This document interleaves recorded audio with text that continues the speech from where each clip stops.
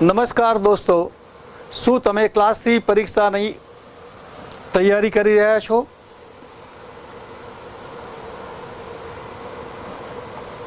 ગુજરાત ગૌણ સેવા પસંદગી મંડળ આયોજિત ક્લાસ 3 એટલે CCE કમ્બાઇન્ડ કોમ્પિટિટિવ એક્ઝામની પરીક્ષાના 2023ના નવા અભ્યાસક્રમથી ચિંતિત છો? તો દોસ્તો, તમે તો શું ઘણા બધા વિદ્યાર્થીઓ આ નવા અભ્યાસક્રમથી ચિંતિત છે. એનું કારણ કે આ જે નવો અભ્યાસક્રમ જે છે એમાં જે વિષયોની પસંદગી કરવામાં આવી છે એનાથી વધારે ચિંતિત છે. અત્યાર સુધીની જે પરીક્ષાઓ યોજાઈ ગઈ એમાં જનરલ નોલેજનું મહત્ત્વ વધારે હતું, મેથ્સ રિઝનિંગનું મહત્ત્વ ઓછું હતું, ગુજરાતીનું મહત્ત્વ વધારે હતું એ ઓછું થઈ ગયું, ઇંગ્લિશનું જેટલું હતું એવું રહ્યું, પણ મેથ્સ રિઝનિંગનું મહત્ત્વ વધી ગયું એટલે મોટાભાગના વિદ્યાર્થીઓ ચિંતામાં આવી ગયા છે. તો દોસ્તો, આજે આ પરીક્ષાની મુજબ જોઈએ તો કુલ 100 પ્રશ્નો માટે આપણને 60 મિનિટનો ટાઈમ આપેલો છે. કુલ પ્રશ્નો કેટલા છે? 100. એના ગુણ કેટલા? 100. એટલે એક પ્રશ્ન માટે 1 ગુણ, એના માટે 60 મિનિટનો ટાઈમ.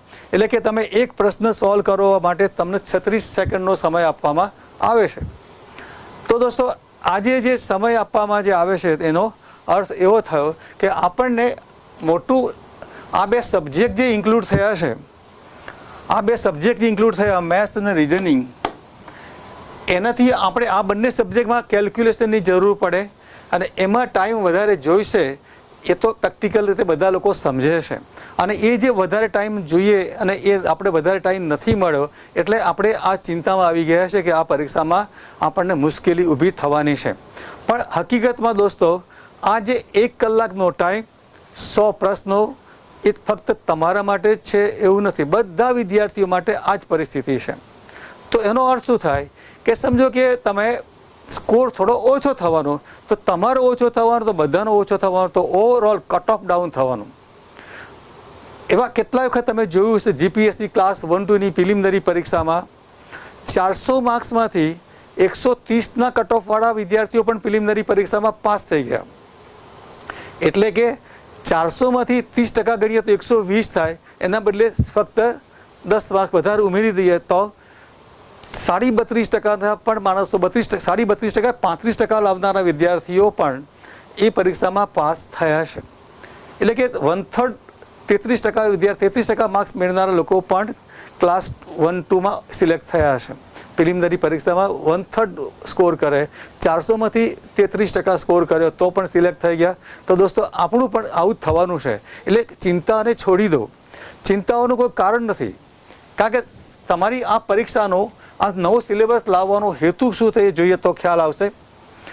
સરકારે કોઈ પણ ભરતી પરીક્ષા કરવાની હોય ત્યારે એનો કોઈ હેતુ હોય છે અને એ હેતુની વાત કરીએ તો સરકારી નોકરીમાં જેનું સિલેક્શન થાય એ ઉમેદવાર કેવો હોવો જોઈએ?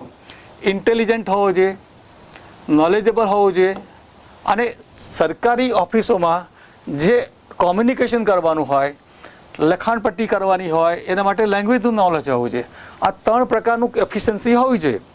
અને તો તમે ક્લાસ 1-2માં જુઓ તો પણ આ જ એફિશિયન્સી હોય. અત્યાર સુધી ક્લાસ 3ની પરીક્ષામાં લેખિત પરીક્ષા નહોતી, હવે લેખિત પરીક્ષા ઉભી રહી છે. એનું કારણ કે જે IAS ઓફિસરના અંડરમાં તમે જો કામ કરતા હો તો એનું તમને બેઝિક લખાણપટ્ટીવાળું કામ, ડ્રાફ્ટિંગનું કામ સારું આવડતું હોવું જોઈએ. અને એ ના આવડતું હોય તો એ બધા IAS ઓફિસરોને તકલીફ પડતી હોય. એના અનુભવથી એમને પ્રેક્ટિકલ સેન્સમાં તમારી આ પરીક્ષામાં ડિસ્ક્રિપ્ટિવ રાખ્યું છે. મુખ્ય પરીક્ષામાં જનરલ નોલેજ પણ છે અને ગુજરાતી લેટર રાઇટિંગ, ગુજરાતીમાં essay writing, letter writing, precis writing, એવું ઇંગ્લિશમાં પણ essay writing, letter writing, precis writing, grammar અને કમ્પોઝિશન બધું છે જ. તો દોસ્તો, અહીંયા તમે જોશો કે આ જે ઇન્ટેલિજન્સ ચકાસવા માટે મેથ્સ અને રિઝનિંગનો ટેસ્ટ આપવામાં આવ્યો છે. એટલે જેથી શું થાય કે મેથ્સ રિઝનિંગમાં જો માણસ હોશિયાર હશે તો એ ઇન્ટેલિજન્ટ છે એવું પુરવાર થઈ શકે. હકીકત દોસ્તો, એ ટેસ્ટ કરવા માટે એ સારામાં સારા ટેસ્ટ છે. આ મેથ્સ રિઝનિંગની જરૂર તો છે જ. પ્રશ્ન એટલો જ છે કે તમને એમ થાય કે આનું મહત્ત્વ શા માટે વધારે આપી દીધું? તો હવે એ તો સરકારનો પ્રશ્ન છે. સરકારની લાયકી હોય, સરકારના અનુભવથી આટલી બધી પરીક્ષાઓના સંશોધન પછીથી આ નિયમ બદલ્યો છે. તો એમાં દોસ્ત એનો વિરોધ કરવો એના કરતાં બેટર કે આપણે આપણું કેરિયર ઇમ્પોર્ટન્ટ છે. આપણે લડત આપવા જઈશું તો આપણે લડતમાં હીરો બની જઈશું, પણ નોકરી તો નહીં જ મળે. અને દોસ્તો આ જમાનામાં લડવાનો સમય નથી. એના કરતાં બેટર કે એને એડજસ્ટ થવું અને એને સ્વીકારી લેવું અને એ પ્રમાણે આપણે તૈયાર થવું. અને એ જે આપણે માનીએ છીએ કે મેથ્સ રિઝનિંગ અઘરું છે, પણ ખરેખર એટલું અઘરું હોતું નથી. 10મા ધોરણ સુધી ભણી ગયા હોય એવા જ પ્રશ્નો પૂછાવાના. ક્લાસ 1-2ની પરીક્ષામાં જે પૂછાવાના એટલા અઘરા ક્વેશ્ચન અહીંયા પૂછાવાના નથી. અહીંયા સહેલા જ પૂછાવાના. ક્લાસ 1-2ની પરીક્ષાનું મેથ્સ રિઝનિંગ થોડું અઘરું જ હોય છે, અને એ એટલું અઘરું અહીંયા નહીં જ હોય, પણ કોઈ ડાઉટ નથી. તો દોસ્તો ત્રીજી વાત છે કે નોલેજ ચકાસવા માટે તમારી માટે મુખ્ય પરીક્ષામાં જનરલ નોલેજ અથવા જનરલ સ્ટડીઝનો સમાવેશ તો કર્યો જ છે. જે વિદ્યાર્થીઓ પહેલાં પરીક્ષા આપી હોય અને તૈયાર થયા હોય એમને જનરલ નોલેજ સારું તૈયાર કર્યું હોય તો એ પણ મુખ્ય પરીક્ષામાં સારું પરફોર્મ કરી શકવાના છે. એ લોકોને ડર એવો છે કે અમે પ્રિલિમિનરીમાં પાસ થયા તો શું? ડોન્ટ વરી, આજે આપણે એ જ ચર્ચા કરવાના છીએ. મેથ્સ રિઝનિંગમાં નવો સબ્જેક્ટ ઇન્ટ્રોડ્યુસ થયું પ્રિલિમિનરી પરીક્ષામાં, એનું વેટેજ વધી ગયું. તો દોસ્તો તમે એને આપત્તિ સમજતા હો, પણ એ ખરેખર એ તમારા માટે અવસર છે. અને એ અવસર છે એટલે તમે એનો ફાયદો ઉઠાવી શકશો. બીજા બધા લોકો ગભરાઈ ગયેલા હો, પણ તમે જો પોઝિટિવ વિચારના હો, તમે કંઈક નવું શીખવા તૈયાર હો, તો તમે ડેફિનેટલી આજના અમારા આ લેક્ચરથી તમે એટલું ચોક્કસ મહેસૂસ કરશો અને એટલો તમારો કોન્ફિડન્સ બિલ્ડઅપ થશે કે ના, મેથ્સ રિઝનિંગ આવી ગયું તો હું ફાયદામાં છું. અને દોસ્તો આ તો ડેફિનેટ આપણે એ તમને એવા એક્ઝામ્પલ ક્વેશ્ચન સોલ્વ કરીશ, એવી ટેકનિક શીખવાડીશ કે તમે મેથ્સના ક્વેશ્ચન ઇઝીલી કરી શકશો. તમારો મેથ્સ રિઝનિંગનો ડર દૂર થઈ જશે. ત્રીજી વાત, લેંગ્વેજનું જે છે એ પેપર ચકાસવા માટે લેંગ્વેજ તમારું પ્રભુત્વ કેટલું છે એટલા માટે તમને ગુજરાતી ભાષા અને અંગ્રેજી ભાષા. આજે ગુજરાત સરકારનો વહીવટ જે છે ગુજરાતી અને ઇંગ્લિશમાં હોય, બે જ લેંગ્વેજમાં હોય, એટલા માટે ગુજરાતી ઇંગ્લિશમાં દરેક સ્ટુડન્ટનું પ્રભુત્વ હોવું જરૂરી છે. તો દોસ્તો હવે જોઈએ કે આપણી આ ક્લાસ 3ની પરીક્ષાની તૈયારી કરવાથી આપણે જે અત્યારે જો તમે પોઝિટિવ વિચારો તો મોટાભાગના વિદ્યાર્થીઓ અત્યારે નેગેટિવ મોડમાં છે. દોસ્તો તમે પોઝિટિવ હો તો તમે આજે હું જે ડિસ્કસ કરી રહ્યો છું તમે જોશો એક કાંકરે 10 પક્ષી મારી શકીએ, એટલે કે એક જ કાંકરાથી ઘણું બધું લક્ષ્ય સાધી શકીએ છીએ. અહીંયા તમે જોશો કે અહીંયા તમે જે GCEની ક્લાસ 3ની જે પરીક્ષાની તૈયારી કરશો તો એમાંથી આપણને બીજી એવી નવી તકો ઉપલબ્ધ થાય છે. તો આ બધી પરીક્ષામાં આપણને લાભ મળે એવી કેવી જોબ છે? સિક્યોર જોબ છે, ગવર્મેન્ટ જોબ છે અને એવી મોભાવાળી જોબ છે. તો દોસ્તો આજે ક્લાસ 3ની પરીક્ષામાં જો સારી તૈયારી કરીએ તો આપણે બેંકમાં, એટલે હમણાં તાજેતરમાં રૂરલ બેંકની જારી ખબર બહાર પડી છે. Regional rural recruitment board, regional rural bank એટલે કે RRBની જગ્યાઓ જે છે એમાં તમે જોશો તો અહીંયા દર મહિને 37,000નો સેલરી મળે જો તમે ક્લાર્ક થાવ તો, અને જો તમે ઓફિસર થાવ તો 58,000નો સેલરી મળે. તો દોસ્તો અહીંયા પણ સારો પગાર છે. ગુજરાત સરકારમાં આપણને 19,950 પગાર મળે છે, એ પણ 3 વર્ષ સુધી ફિક્સ પગારમાં અથવા 5 વર્ષ સુધી ફિક્સ પગારમાં મળે છે. જ્યારે અહીંયા તો આપણે પહેલા વર્ષથી અને પહેલા વર્ષથી દર વર્ષે એનો આપણો ગ્રોથ પણ થવાનો, એટલે અહીંયા પણ સારો પગાર છે. અહીંયા 37,000 ક્લાર્ક, 37,000ની આ બેંકની પરીક્ષાનું મીડિયમ પણ ગુજરાતી છે. પહેલાં બેંકોની પરીક્ષામાં મીડિયમ ઇંગ્લિશ હતું, હવે બધું ગુજરાતી મીડિયમ થયું છે. ફક્ત ઓફિસરની પરીક્ષામાં ઇંગ્લિશ છે, તે ઇંગ્લિશ સબ્જેક્ટ છે, બાકી બધું તો ઇંગ્લિશ હિન્દીમાં હોય એટલે તમે કરી શકો. અને તમારું આ પરીક્ષા ક્લાર્કની છે તો આ પરીક્ષા નહીં ક્લાર્કની છે, આનો સિલેબસ બધું ગુજરાતી મીડિયમ, આનો પગાર વધારે, બધી રીતે ફાયદો છે આપણને. તો દોસ્તો અહીંયા આપણે જોયું આ રિજનલ રૂરલ બેંક એટલે ગ્રામીણ બેંકોમાં આપણું જે પોસ્ટિંગ થાય તો આપણને આટલી સારો સેલરીવાળો પગાર મળી શકે. હવે આગળ જોઈએ તો જો તમે આ જે તૈયારી કરો છો એમાં IBPS એટલે institute of banking personnel selection board, IBPS board જે છે એ ગવર્મેન્ટ બેન્કો જે છે, bank of Baroda, union bank, Canara bank, syndicate bank, એ બધી બેંકો માટેનું એક ભરતી બોર્ડ છે IBPS, institute of banking personnel selection board. એ પણ એક બોર્ડ દ્વારા SBIની પણ પરીક્ષા લેવાય અને RBIની પણ લેવાય અને સરકારી બેંકોની પણ પરીક્ષા લેવાય છે. આ બધા માટે પરીક્ષાનું બોર્ડ છે SBI. તો દોસ્તો આ બેંક ક્લાર્કની પરીક્ષા પણ હોય અને બેંક ઓફિસરની પરીક્ષા પણ હોય.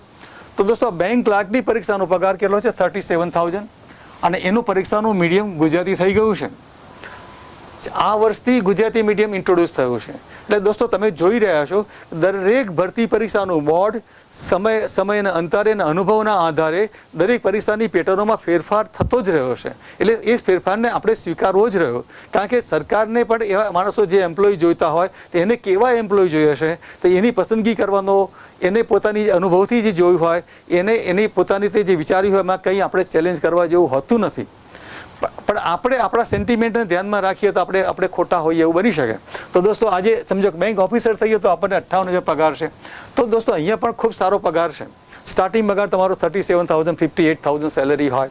અને તમે જે ભણ્યા જે તમે ગુજરાત ગૌણ સેવા પસંદગી માટે મેથ્સ, રિઝનિંગ, ઇંગ્લિશ ભણ્યા એ બધું અહીંયા કામ લાગવાનું છે. ફક્ત ગુજરાતી ભાષા જે ભણ્યા એ બેંકની પરીક્ષામાં કામ લાગવાનું નથી. એ સેન્ટ્રલ ગવર્મેન્ટની જોબ હોય એટલે એમાં ગુજરાતી પૂછાતું નથી. એટલે ગુજરાતી તમે એમાં કંઈ કામ બાકી તો બધું તમારું કામ લાગી જ જવાનું છે. હવે એ ઉપરાંત જોઈએ તો એટલું કે અહીંયા જનરલ અવેરનેસ છે, પણ એ બી છેલ્લા 6 મહિનાનું કરંટ અફેર્સ પૂછાય છે.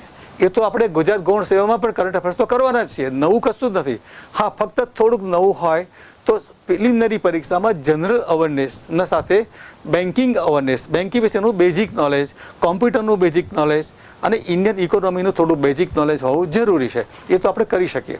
તો દોસ્તો અહીંયા તમે જોશો કે આપણે કરી રહ્યા છીએ ગુજરાત ગૌણ સેવા પસંદગી મંડળની તૈયારી. પણ દોસ્તો એ તૈયારીનો આપણને કેટલો મોટો વિશેષ લાભ થઈ રહ્યો છે. ખૂબ જ વધારે સારા પગારવાળી નોકરીઓ મળી રહી છે અને તે પણ ગુજરાતી મીડિયમમાં મળી રહી છે. તે ઉપરાંત સેન્ટ્રલ ગવર્મેન્ટની, કેન્દ્ર સરકારની ગુજરાત રાજ્યમાં આવેલી ઓફિસોમાં પણ તમે જોશો કે એ 3 પ્રકારની એન્ટ્રી છે. જે વિદ્યાર્થીઓ ધોરણ 10 પાસ કર્યું હોય અને જેમની ઉંમર 18 વર્ષ થઈ ગઈ હોય એ દર વર્ષે આ પરીક્ષાઓ બહાર પડતી હોય છે. ધોરણ 10 પાસ થયા હોય એના માટેની, ધોરણ 12 પાસ થયા હોય એના માટેની, ગ્રેજ્યુએટ થયા હોય એના માટેની આ 3 પ્રકારની એન્ટ્રી થઈ ગુજરાત રાજ્યમાં કેન્દ્ર સરકારની જે ઓફિસો હોય એમાં જે ભરતી થાય છે એમાં 10મા ધોરણના આધારે પણ થાય છે. એને કહેવાય મલ્ટીટાસ્કિંગ સર્વિસ. આ પરીક્ષા પણ હવે ગુજરાતી મીડિયમમાં થઈ ગઈ અને સ્ટાર્ટિંગ પગાર 20,000 રૂપિયા છે. સ્ટાર્ટિંગમાં 20,000, પછી એવરી યર એનો તમારો ગ્રોથ સેલરી વધવાનો છે, દર વર્ષે વધવાનો છે. તે ઉપરાંત તમે ધોરણ 12 પાસ કર્યું હોય તો કમ્બાઇન્ડ હાયર સેકન્ડરી લેવલ, એને કહે છે CHSL પરીક્ષા, જેનો પગાર 25,000 સ્ટાર્ટિંગ છે. એ પણ ગુજરાતી મીડિયમમાં. તો દોસ્તો તમે જે તૈયારી ક્લાસ 1, ક્લાસ 3ની જે કરી રહ્યા, ગુજરાત ગૌણ સેવાની જે તૈયારી કરી રહ્યા છો એનો કેટલો બધો લાભ તમને મળી રહ્યો છે. એટલે દોસ્તો ચિંતામાંથી મુક્ત થાવ. તો હું એટલું તમને યાદ અપાવું કે ગુજરાત સરકારમાં ભરતી બહાર નહોતી પડતી, ક્યારે 2012 સુધી ભરતી નહોતી. ગુજરાત સરકારે ભરતી ઉપર પ્રતિબંધ મૂકી દીધો હતો, ભરતીઓ થતી જ નથી.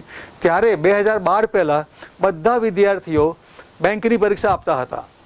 અને એ વખતે હું જ્યારે ક્લાસમાં ભણાવતો હતો તો ક્લાસમાં 100 થી 125 વિદ્યાર્થીઓ એક ક્લાસની અંદર, એવો મોટો ક્લાસમાં એવું સંખ્યા રહેતી હતી. પણ જેવું 2012થી ગુજરાત સરકારમાં ભરતીઓ શરૂ થઈ ગઈ એટલે બધા ગુજરાતના વિદ્યાર્થીઓ ગુજરાત સ્ટેટ લેવલની પરીક્ષામાં ટ્રાન્સફર થઈ ગયા, એમાં જ ઇન્ટરેસ્ટ લેતા થઈ ગયા. પછી આ બધું બેંકની પરીક્ષાનું ઠંડુ પડી ગયું, SSCનું ઠંડુ પડી ગયું. નહીં તો પહેલાં બધા લોકો ત્યાં જતા અને ત્યાં બી સિલેક્શન મોટા પાયે થતું જ હતું. ત્યાં ગુજરાતના વિદ્યાર્થીઓ પરીક્ષામાં સારું પરફોર્મ કરી શકતા હતા.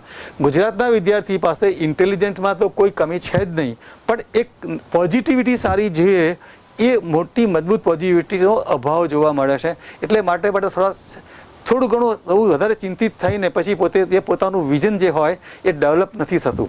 તો દોસ્તો અહીંયા તમે જોશો જે લોકો ગ્રેજ્યુએટ થયા હોય એવા વિદ્યાર્થીઓને કેન્દ્ર સરકારની ગુજરાતમાં આવેલી ઓફિસોમાં income tax inspector, central excise inspector, custom inspector, CBI inspector, assistant અથવા ઓડિટર, જુનિયર એકાઉન્ટન્ટની આ બધી સેન્ટ્રલ ગવર્મેન્ટની ઓફિસોમાં, એટલે ગુજરાતમાં આવેલી ઓફિસોમાં જ આપણને આ પોસ્ટિંગ મળતું હોય. એમાં સ્ટાર્ટિંગ સેલરી આપણું 60,000 હોય, 60,000 પગાર છે.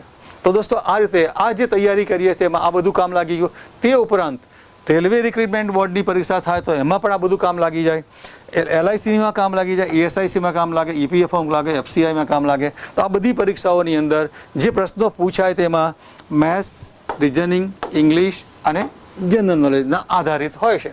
તો આમાં કોઈ નવો સબ્જેક્ટ તો છે જ નહીં. જે ગુજરાત ગૌણ સેવા પસંદગી માટેમાં જે વિષયો હતા એ જ વિષયોની તૈયારી અહીંયા કામ લાગે છે. એમાં કોઈ નવો સબ્જેક્ટ જેવું કશું છે જ નહીં. સવાલ એટલો જ છે કે આપણે આપણી માનસિકતા કેળવવાની અને આ જે પરીક્ષાઓ જે લેતાથી હોય દર વર્ષે, બીજું તો આ પરીક્ષાઓ દર વર્ષે નિયમિત લેવાતી હોય. બેંકની પરીક્ષાઓ એનું શેડ્યુલ તમે જોશો IBPS.in ઉપર તમે જઈને જોશો તો આ 2023ની સાલમાં જે કંઈ ભરતી પરીક્ષાઓ યોજાવાની છે એનું શેડ્યુલ પહેલાંથી મૂકાઈ જ ગયેલું છે. દર વર્ષે ફિક્સ ફાઇનલ જ હોય કે એ જુલાઈ મહિનામાં જાહેર ખબર આવે, સપ્ટેમ્બરમાં પ્રિલિમિનરી પરીક્ષા થાય, નવેમ્બરમાં મેન્સ એક્ઝામ થાય અને જાન્યુઆરીમાં એનું રિઝલ્ટ આવી જાય અને એપ્રિલ મહિનામાં પગાર થઈ જાય. દોસ્તો આટલું બધું શેડ્યુલ ફિક્સ ગોઠવાઈ ગયેલું હોય તો દોસ્તો હું નથી માનતો કે કોઈ વિદ્યાર્થીને તકલીફ પડે. જે મહેનતુ વિદ્યાર્થી હોય, અહીંયા દોસ્તો એ પણ જોયું છે કે કોલેજમાં કેટલા હોશિયાર હતો એ અગત્યનું નથી. અહીંયા તો પોતાની સ્ટ્રેટેજી કોણ સારી રીતે બનાવી શકે છે એ જ વિદ્યાર્થી પાસ થઈ જતો હોય છે. કોલેજમાં થ્રુ આઉટ પાસ ક્લાસ થયેલો હોય તો પણ નોકરીની પરીક્ષાઓમાં પણ મેદાન મારી જાય છે. એનું કારણ કે પોતાનામાં એક પોઝિટિવિટી લઈને ઊભો કરે તો એ પોઝિટિવ બનાવવા બજારમાં કોઈ બજારમાં એવી કેપ્સ્યુલ ના મળે. આપણે આખી સિચ્યુએશન મેળવી, આખી સિચ્યુએશનનો અભ્યાસ કરવો પડે ને એ પણ આપણા મનને મજબૂત બનાવવું પડે અને એની સ્ટ્રેટેજી બનાવવી પડે. તો દોસ્તો અહીંયા કંઈ એવું અઘરું તો નથી કે આપણે ના કરી શકીએ. પ્રશ્ન એટલો જ છે કે આપણા માઇન્ડ પાસેથી એવું કામ લેવું પડે ને એનું સિસ્ટમેટિક પ્લાનિંગ બનાવીને એને રેગ્યુલર ફોલોઅપ કરવું પડે. તો દોસ્તો આજે આપણે જોઈશું આ પરીક્ષામાં ગુજરાત ગૌણ સેવાની પરીક્ષાનો જે નવો અભ્યાસક્રમ જે આવ્યો છે ને એમાં વિદ્યાર્થીઓને વધારે ચિંતિત હોય એનું એક જ કારણ છે કે બધાને ગણિતનો ડર લાગે છે.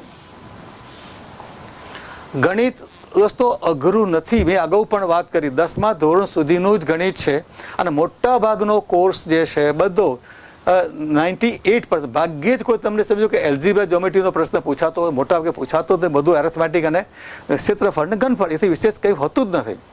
જે જૂના કોર્સમાં જે મેથ્સ હતું એવું જ મેથ્સ અહીંયા ચાલુ રહેવાનું, અહીંયા કંઈ સ્પેશિયલ મેથ્સ નથી આવવાનું. હા, એ વખતે મેથ્સના 10 થી 15 પ્રશ્નો પૂછાતા હતા, એના બદલે અહીંયા 30 પ્રશ્નો પૂછાય. તો અહીંયા શું થશે કે ત્યાં એક ચેપ્ટરનો એક પ્રશ્ન પૂછાતો તો એક ચેપ્ટરના બદલે 2 પ્રશ્નો, એક જ ચેપ્ટરના 2 પ્રશ્નો પૂછાશે. એટલે 15ના બદલે 30 પ્રશ્નો થઈ ગયા, 10ના બદલે 30 થઈ ગયા તો 3 પ્રશ્નો પૂછે. એક ચેપ્ટરના 2-3 પ્રશ્નો રિપીટ થઈ શકે. પણ ક્વેશ્ચનનું લેવલ જે હોય એ ડિફિકલ્ટ નહીં હોય, પણ એટલું ચોક્કસ કહી શકાય કે આપણને મેથ્સનો જો ડર સતાવતો હોય એનું મુખ્ય કારણ એક જ છે કે આપણને ઘડિયા નથી આવડતા. મારા અનુભવ મેં જોયું છે, કેટલાક વિદ્યાર્થીઓને આપણે એમ શરત લગાવીએ કે તમે 2 દિવસની અંદર 1 થી 30 સુધીના ઘડિયા કરી લાવો તો તમને 10 લાખ રૂપિયા ઇનામ આપું. તૈયાર તો થઈ જાય, પછી અમે શરત લગાવી જો ના કરો તો 7 લાખ તમારે આપવાના. એટલે પછી તરત જ ઠંડા થઈ જાય. દોસ્તો 10 લાખની જરૂર કેમ પડે?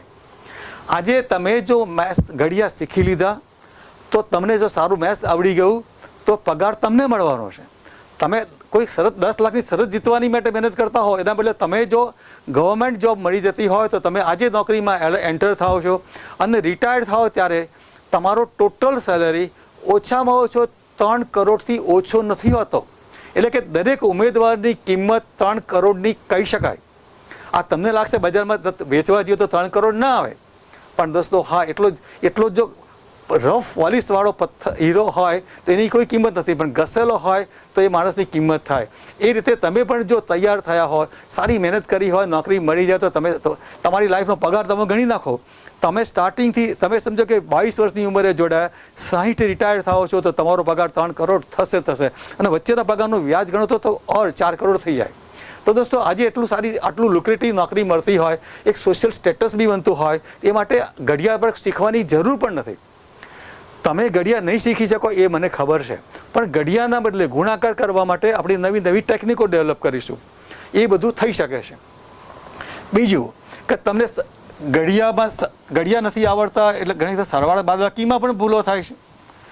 ગુણાકાર કરવું હોય તો એનાથી વધારે તકલીફ પડે એટલે કંટાળો આવે છે, અને ભાગાકાર તો એનાથી તકલીફવાળું છે એટલા માટે આપણને સ્ટ્રેસ થાય છે. તો સરવાળા બાદબાકી ગુણાકાર ભાગાકારમાં આપણને મુશ્કેલી પડે છે અને એનાથી થાય છે શું, તમે લાંબી ગણતરીઓથી આપણે સમય વધારે લગાડી દઈએ છીએ.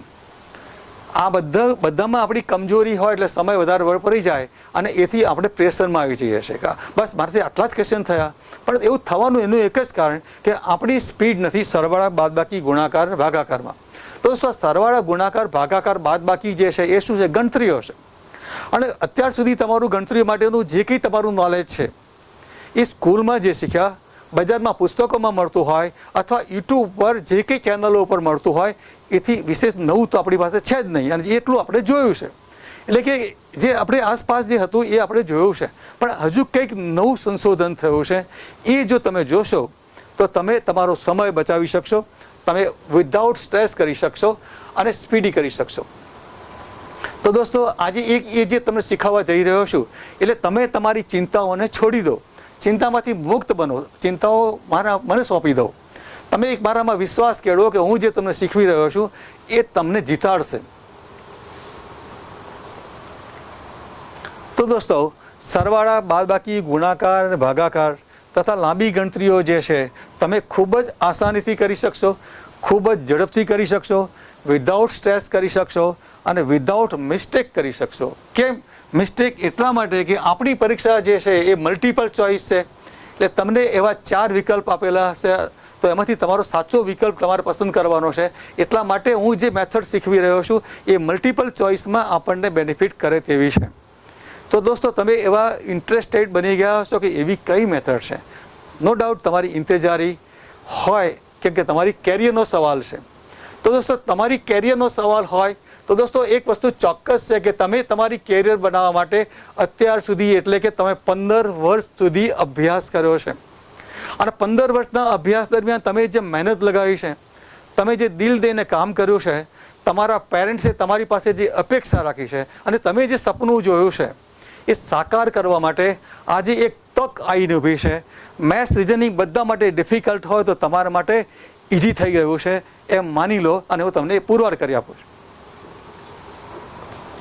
તો દોસ્તો, હવે એક અગત્યની વાત છે કે તમે સમજો કે તમારા માઇન્ડમાં એક ઇમ્પ્રેશન હોય કે જે વિદ્યાર્થીએ BSc કર્યું હોય અથવા એન્જિનિયરિંગ કર્યું હોય એ લોકોનું મેથ્સ સારું હોય છે.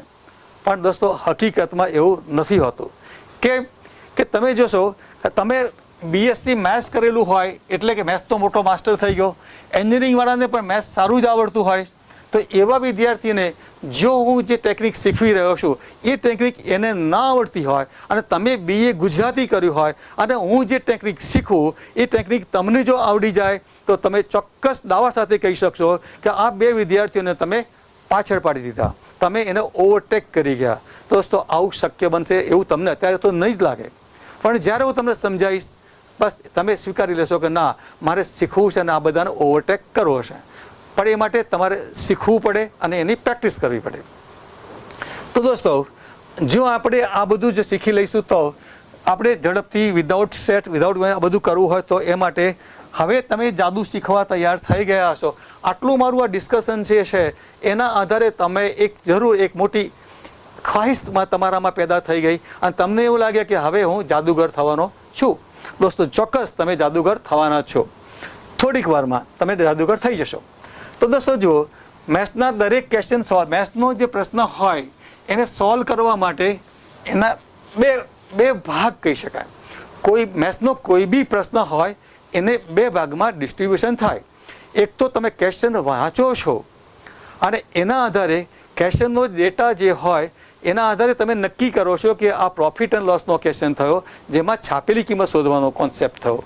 તો એ જે કોન્સેપ્ટ કયા છે એ કોન્સેપ્ટ કઈ પેટર્ન છે, ચેપ્ટર ખબર પડી ગઈ પ્રોફિટ એન્ડ લોસ, એમાં ચેપ્ટરમાં પ્રિન્ટેડ પ્રાઇસ છાપેલી કિંમતનો ક્વેશ્ચન થયો, તો એ તમે સમજી લીધું, એ બધું શું થયું? કોન્સેપ્ટ થયું.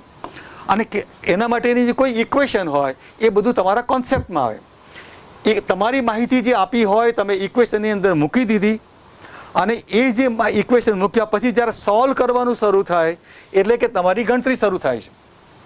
કોન્સેપ્ટ ક્લિયર થઈ ગયા પછી તમારી ગણતરી શરૂ થાય. એટલે કે સમજો કે પહેલો ભાગ છે તમારો કોન્સેપ્ટનો, બીજો ભાગ છે કેલ્ક્યુલેશનનો. તો સૌથી પહેલાં ક્વેશ્ચનની શરૂઆતમાં તમારે કોન્સેપ્ટ સમજવાનો થાય અને પછી એ કોન્સેપ્ટ સમજ્યા પછી તમારી ગણતરી શરૂ થાય છે. એટલે તમારી પાસે જો 2 રસ્તા છે, એક કોન્સેપ્ટ અને બીજું કેલ્ક્યુલેશન. જો તમે કોન્સેપ્ટ બરાબર નહીં સમજ્યા હોય, દરેક ચેપ્ટરના સિદ્ધાંતો નહીં સમજ્યા હોય તો તમને એમાં સમજણ નહીં પડે તો આગળ ગાડી નહીં જ ચાલે.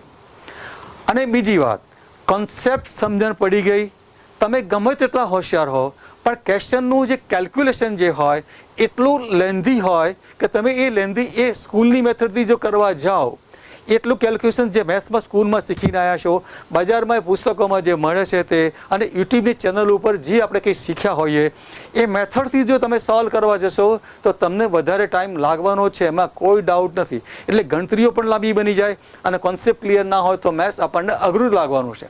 દોસ્તો, કોઈ પણ ચેપ્ટરનો કોન્સેપ્ટ સમજવો એટલે બહુ અઘરું કામ નથી, સહેલું જ છે. કે કેમ કે બધું સ્કૂલમાં બેઝ ભણીને આવ્યા છીએ, ફરી પાછું એક વખત તાજું કરી લઈએ તો કોઈ પણ ચેપ્ટરનો કોન્સેપ્ટ આપણા માટે બહુ ઇઝી છે. પણ મોટી મુશ્કેલી છે ગણતરીમાં. ગણતરી આટલી આપણી સ્પીડી નથી હોતી કે આપણે ઘડિયા નથી આવડતા. સરવાળા બાકી કરવામાં આપણને મુશ્કેલી પડતી હોય, ગુણાકાર ભાગાકારમાં તો ઓર મુશ્કેલી પડતી હોય. એટલા માટે આપણે આ કેલ્ક્યુલેશનમાં વધારે ટાઈમ વાપરીએ છીએ. તો કોઈ પણ પ્રકારની થિયરી સમજી લેવી તો કોન્સેપ્ટ ક્લિયર થઈ જાય પછીથી આપણને કોઈ મુશ્કેલી ના પડે. કોન્સેપ્ટ ક્લિયર થયા પછીથી ગણતરી શરૂ થાય અને ગણતરીમાં આપણે સાચો ઉત્તર મેળવવાનો, ગણતરી કરીને સાચો ઉત્તર મેળવવાનો હોય છે. પરીક્ષાની નવી પદ્ધતિ મુજબ સોલ્વ કરવા માટે આપણને 36 સેકન્ડ જ આપવામાં આવે છે. તો દોસ્તો 36 સેકન્ડનો જે ટાઈમ છે એ આપણને ટેન્શનમાં લાવી દે છે. તો દોસ્તો, શું જાણી જોઈને આપણને હેરાન કરવા માટે 36 સેકન્ડ આપી હશે? દોસ્તો, આ એક બહુ વિચારવાનો પ્રશ્ન છે. જો 36 સેકન્ડ દરેક ક્વેશ્ચન માટે 3-3 મિનિટ આપી દે તો શું થાય? પ્રશ્નો એટલા અઘરા નથી હોતા. દરેક વિદ્યાર્થીને જો 1 કલાકના બદલે 3 કલાક આપી દે તો બધા વિદ્યાર્થીઓ 100માંથી 100 લાવી દે તો પછી આ ગુજરાત ગૌણ સેવા પસંદગી મંડળ કન્ફ્યુઝ થઈ જાય, આમાંથી કોને રાખવો. એટલે હંમેશા બેંકની પરીક્ષામાં પણ 36 સેકન્ડ આપવામાં આવે છે. સ્ટાફ સિલેક્શન કમિશનમાં બી 36 સેકન્ડ આપવામાં આવે. એટલે એનો અર્થ શું થયો કે તમને ટાઈમથી ટાઈટ રાખે છે. એટલે તમને ટાઈમ તો ખૂટવાનો જ છે. તમે 100માંથી 100 ક્વેશ્ચન સોલ્વ કરી જ નહીં શકો. એ તો તમે કોઈ પણ એવું જ થવાનું, બધાને એવું થવાનું. પણ જે વધારે ક્વેશ્ચન સોલ્વ કરી નાખશે એ ટોપ મેરિટમાં આગળ રહેશે અને એનું સિલેક્શન થઈ જશે. પ્રશ્ન અહીંયા 100 ક્વેશ્ચનનો 100 સાચા પડવાનો સવાલ નથી. મેક્સિમમ કેટલા સોલ્વ કરી શકીએ છીએ. બીજા લોકો કરતાં કોમ્પિટિશનમાં આપણે મેરિટમાં આવી શકે કે નહીં. મેરિટ લિસ્ટ બનશે, એમાં કોઈ 100માંથી 100 આવનારો નહીં મળે. 10મા ધોરણની બોર્ડની પરીક્ષામાં મેથ્સમાં 100માંથી 100 આવનારા 1000 વિદ્યાર્થીઓ હોય, પણ નોકરીની પરીક્ષામાં 100% મેથ્સમાં સ્કોર કરનારો વિદ્યાર્થી હોઈ જ ન શકે. એટલે દોસ્તો, એમાં ગભરાવાની કોઈ જરૂર નથી. એટલે કે લોકો કરતાં આપણો સ્કોર વધારે સારો થાય એટલે આપણું એ સ્ટેજ, એવી આપણી પરફોર્મન્સ આપણું હોવું જોઈએ. તો દોસ્તો, હવે જોઈએ આ 36 સેકન્ડમાં ક્વેશ્ચન સોલ્વ કરવામાં આપણને મુશ્કેલી કેમ પડે છે. એનું કારણ સૌથી પહેલાં તો આપણે 10મા ધોરણમાં પૂરું કર્યું, 11મા ધોરણમાં ગયા, 11મું 12મુંમાં કેલ્સી વાપર્યું, FI SY TYમાં પણ કેલ્સી વાપર્યું અને કેલ્સી વાપરવાની આપણને ટેવ જ પડી ગઈ. એટલે થયું શું, સરવાળા કરવામાં પણ સ્પીડ ઘટી ગઈ, બાદબાકી કરવામાં સ્પીડ ઘટી ગઈ, ગુણાકારમાં બી કંટાળો શરૂ થઈ ગયો અને ભાગાકારમાં તો ઓર સ્ટ્રેસ થવા માંડ્યો. તો દોસ્તો, આ બધું કારણ આપણે કેલ્સીના હિસાબે છે. તો શું દોસ્તો, તમે ખુદ પરેશાન છો કે આખું સમાજ પરેશાન છે? તમે એકલાએ કેલ્સી વાપર્યું કે બધાએ કેલ્સી વાપર્યું? બધાએ કેલ્સી વાપર્યું છે. Don't worry. એટલે કે બધા મુશ્કેલીમાં છે, બધા ભલે મુશ્કેલીમાં હોય, પણ આપણી ગણતરીઓ જે છે હજુ વધુ સારી નવી ટેકનિકથી બહુ ફાસ્ટ કરી શકીશું, વિધાઉટ મિસ્ટેક કરી શકીશું, વિધાઉટ સ્ટ્રેસ કરી શકીશું. તો દોસ્તો, આ પ્રશ્નો સોલ્વ કરવા માટે 36 સેકન્ડનો સમય જે આપણને વધારે લાગે છે એ આપણે સોલ્વ કરી દેખીશું. હવે આપણે સમયની મર્યાદાનો પ્રોબ્લેમ નહીં થાય. કેટલાક ક્વેશ્ચન તો એવા હશે કે ફક્ત તમે 2 સેકન્ડમાં 5 સેકન્ડમાં પણ તમે જવાબ without pen, without calculator, without paper તમે કરી શકશો. એવા કેટલાક ક્વેશ્ચન એવા પણ આવે. કેટલાક ક્વેશ્ચન તમે 36 સેકન્ડના બદલે તમે 20 સેકન્ડમાં કરી શકો, 15 સેકન્ડમાં કરી શકો. જ્યારે એ જ ક્વેશ્ચન બીજા લોકો કરવા જાય તો એને 1.5 મિનિટ લાગે, 2 મિનિટ લાગે. તો દોસ્તો, આટલું જો ડિફરન્સ ક્રિએટ કરી તો શકાય જ છે, પણ તમે કરવા માટે રેડી હોવ. તમે if you are ready to learn તો તમે આ પરીક્ષામાં 2 ધડક જીતી જવાના, એમાં કોઈ ડાઉટ નથી. તો દોસ્તો, આપણે સ્કૂલમાં જે શીખ્યા એ મેથડો જે છે, ગણતરી કરવા માટેની મેથડ, સ્કૂલમાં જે કોન્સેપ્ટ શીખ્યા એ તો એ જ રહેવાના છે. કોન્સેપ્ટ ચેપ્ટરના બદલાઈ જતા નથી.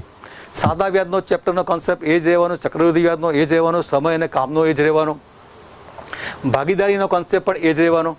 તો દોસ્તો, ડિફરન્સ ક્યાં થાય? ગણતરીમાં. ગણતરીમાં બધા લોકોને ટાઈમ વધારે વપરાતો હોય, જ્યારે તમે ટાઈમ ઓછો વાપરશો તો તમે 1 કલાકની અંદર જે તમને ટાઈમ આપે એ બધામાં વધારે ક્વેશ્ચન સોલ્વ કરી નાખશો, એટલે તમારું પરફોર્મન્સ બીજા લોકો કરતાં આગળ વધુ હાઈ થઈ જવાનું છે. તો દોસ્તો આપણી પરિસ્થિતિ જે છે એમાં હંમેશા ગણતરીમાં જ આપણે મેથડ માર ખાઈએ છીએ. તો દોસ્તો આ ગણતરી કરવા માટેનું મેથડ જે નવી મેથડ જે થયું છે એમાં નવું સંશોધન થયું છે. તો દોસ્તો એ મેથડ શીખવી જરૂરી છે. તો દોસ્તો હવે તમારી મારે આટલો ડિસ્કશન પછી તમારી ઇંતજારી ઓર વધી ગઈ હશે કે એ નવી મેથડ શું છે. નો ડાઉટ દોસ્તો, જ્યારે તમે તમારા 15 વર્ષ મહેનત કરી છે, નોકરી સ્કૂલમાં કોલેજમાં અભ્યાસ કર્યો અને કંઈક ગવર્મેન્ટમાં નોકરી મેળવીને તમારી પોતાની એક સિક્યોર્ડ જોબ મેળવવાની અને સિક્યોર્ડ લાઈફ જીવવાનું જે તમારું સપનું હતું એ સાકાર કરવાનો હવે ટાઈમ આવી ગયો હોય તો તમે ડેફિનેટલી તમે વધારે ઉત્સાહિત હો, એમાં કોઈ ખોટું નથી. અને એ ઉત્સાહિત હોઈએ અને એમાં પાછું હું જે વાત કરું કે બીજા ગમે તેટલા ક્વોલિફાઈડ હોય, યુનિવર્સિટીમાં ગોલ્ડ મેડાલિસ્ટ હોય તો એને પણ નથી આવડતી એવી ટેકનિકો આપણે શીખવા જઈ રહ્યા છે, તો તમે એમાં વધારે ઉત્સાહિત હોવામાં કોઈ ડાઉટ નથી. પણ ઉત્સાહ તમારો હોય તો આ લેક્ચર પૂરું થાય ત્યાં સુધી ટકાવી રાખજો તમારા ઉત્સાહ, અને તમારા મિત્રોને આ વિડીયો જોવા માટે શેર કરજો અને એમાં તમે બધાને પ્રોત્સાહિત કરો કે તમારા ફ્રેન્ડને આગળ લાવવા માટે તમે પણ ઇન્ટરેસ્ટેડ હશો. તો હવે દોસ્તો જોઈએ કે આ જે છે તમારી જે મેથ્સની ગણતરીઓ ઝડપથી કરવી હોય તો એ મેથડને ડિજિટલ રૂટ મેથડ કહે છે. તો દોસ્તો ડિજિટલ રૂટ એટલે શું? આ બહુ પાયાની વસ્તુ છે કે તમે અત્યારે બજારમાં, સ્કૂલમાં, ચોપડીઓમાં ક્યાંય જોવા મળતું નથી. તો દોસ્તો ડિજિટલ રૂટ એટલે શું એ જોવું હોય તો ડિજિટલ રૂટ એટલે ગણતરીમાં લેવાતી સંખ્યા, જે સંખ્યા આપણે જે ગણતરીમાં લેતા હોઈએ સંખ્યાના અંકોનો સરવાળો કરીશું. જેમ કે હવે એ સરવાળો કરીએ તો એ સંખ્યા 2 ડિજિટની આવે. આ 2 ડિજિટની હોય તો ફરી પાછા 2 અંકોનો સરવાળો કરીએ તો ફરી સિંગલ ડિજિટમાં આવી જાય. તો એને આપણે એ જે છેલ્લું એ સિંગલ અંકની સંખ્યા મળે, આ જે એક અંકની સંખ્યા મળી ગઈ એને આપણે ડિજિટલ રૂટ કહીએ છીએ. એક દાખલા તરીકે સંખ્યા લઈએ 2345, આ 2345. આ સંખ્યાના 4 અંકો છે અને 4 અંકોનો સરવાળો કરીએ તો 14 થાય. 2 + 3 + 4 + 5 = 14 થાય. એટલે કે આ 14 જે આવ્યું એ 2 ડિજિટનો જવાબ થયો. 4 અંકો હતા એનો સરવાળો કર્યો તો જવાબમાં શું મળ્યું? 2 ડિજિટ મળ્યા. હવે આ 2 ડિજિટની સંખ્યાને આપણે હજી સિંગલ ડિજિટમાં કન્વર્ટ કરવાનું. એટલે કે સંખ્યા કોઈ બી હોય એના ડિજિટ જે બધા હોય એનો સરવાળો કરતા જ રહીએ અને છેલ્લે એક ડિજિટમાં જે આવે એ તમારું ડિજિટલ રૂટ કહેવાય. તમે અહીંયા ગમે તેટલી સંખ્યા મોટી હોય એનો સરવાળો તો તમારો 2 ડિજિટથી વધારે આવવાનો જ નથી. કેમ કે તમે અહીંયા 1 2 3 4 5 6 7 8 આવી 8 ડિજિટની સંખ્યા લીધી તો એનો સરવાળો જે આવશે તો 2 ડિજિટથી વધારે આવવાનો જ નથી.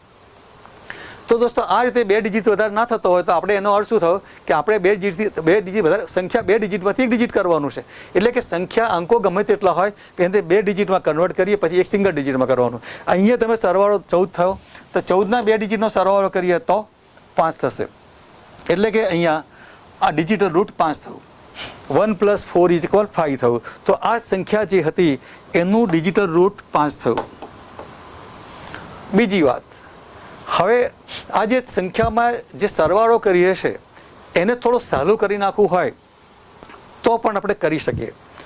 જેમ કે એક સંખ્યા લઈએ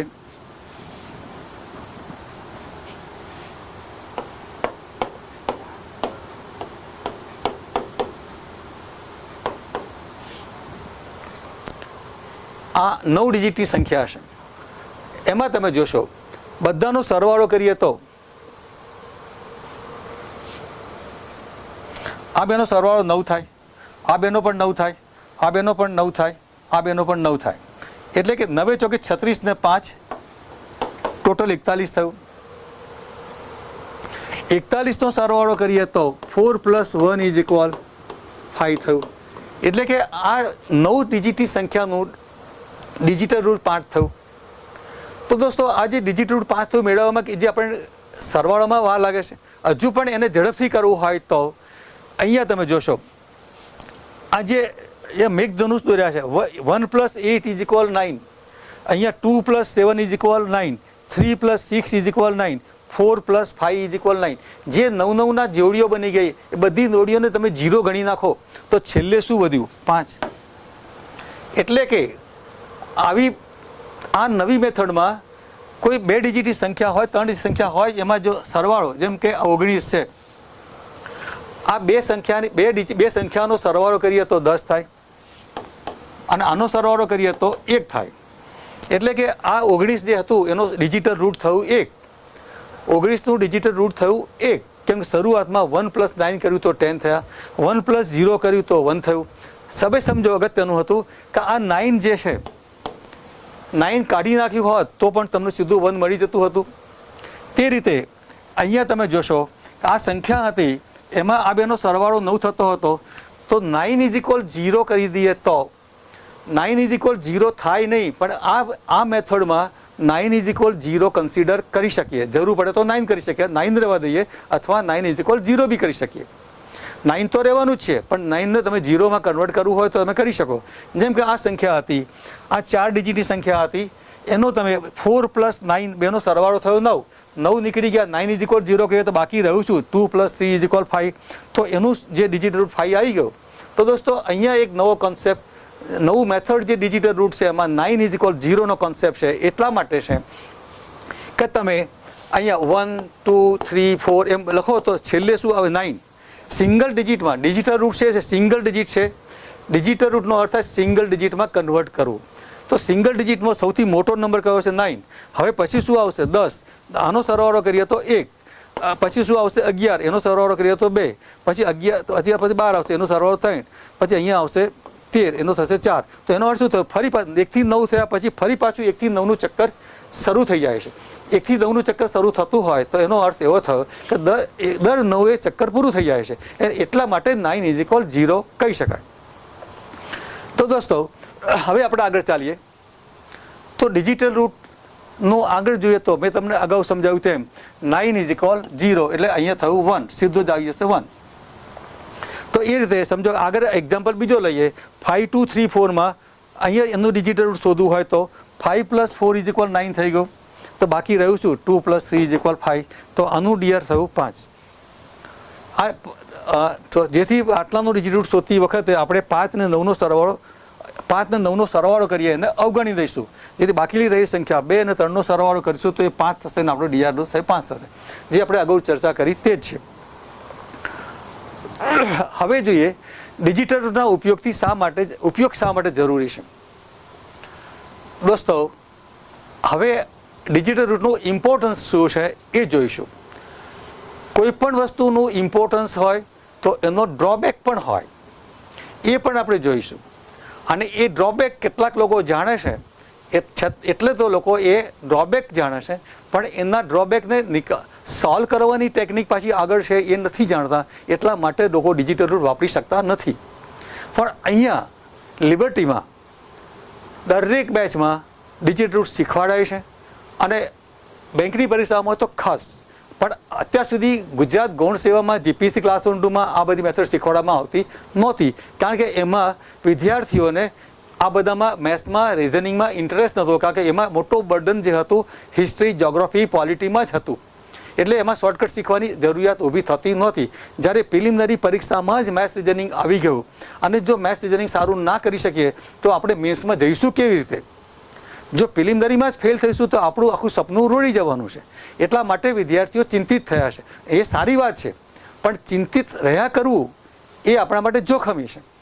ચિંતા થવી એ સારી છે. ચિંતા કરીશું તો આપણને કામ કરવાનો રસ્તો સૂચશે, પણ ચિંતા સતત ચાલુ કરીએ, નવો રસ્તો ના વિચારીએ તો ડેફિનેટલી દોસ્તો આપણે જે નેગેટિવ થોટમાં જતા રહીશું, અને આપણને જે આપણી એફિશિયન્સી હોવા છતાં આપણે પરફોર્મ નહીં કરી શકીએ. દોસ્તો આજે મારું આ લેક્ચર જોયા પછીથી તમને જરૂર લાગશે કે ના, મેથ્સમાં આપણને જે આજે નવી તક મળી છે અને એ તક ઝડપી લેવી છે.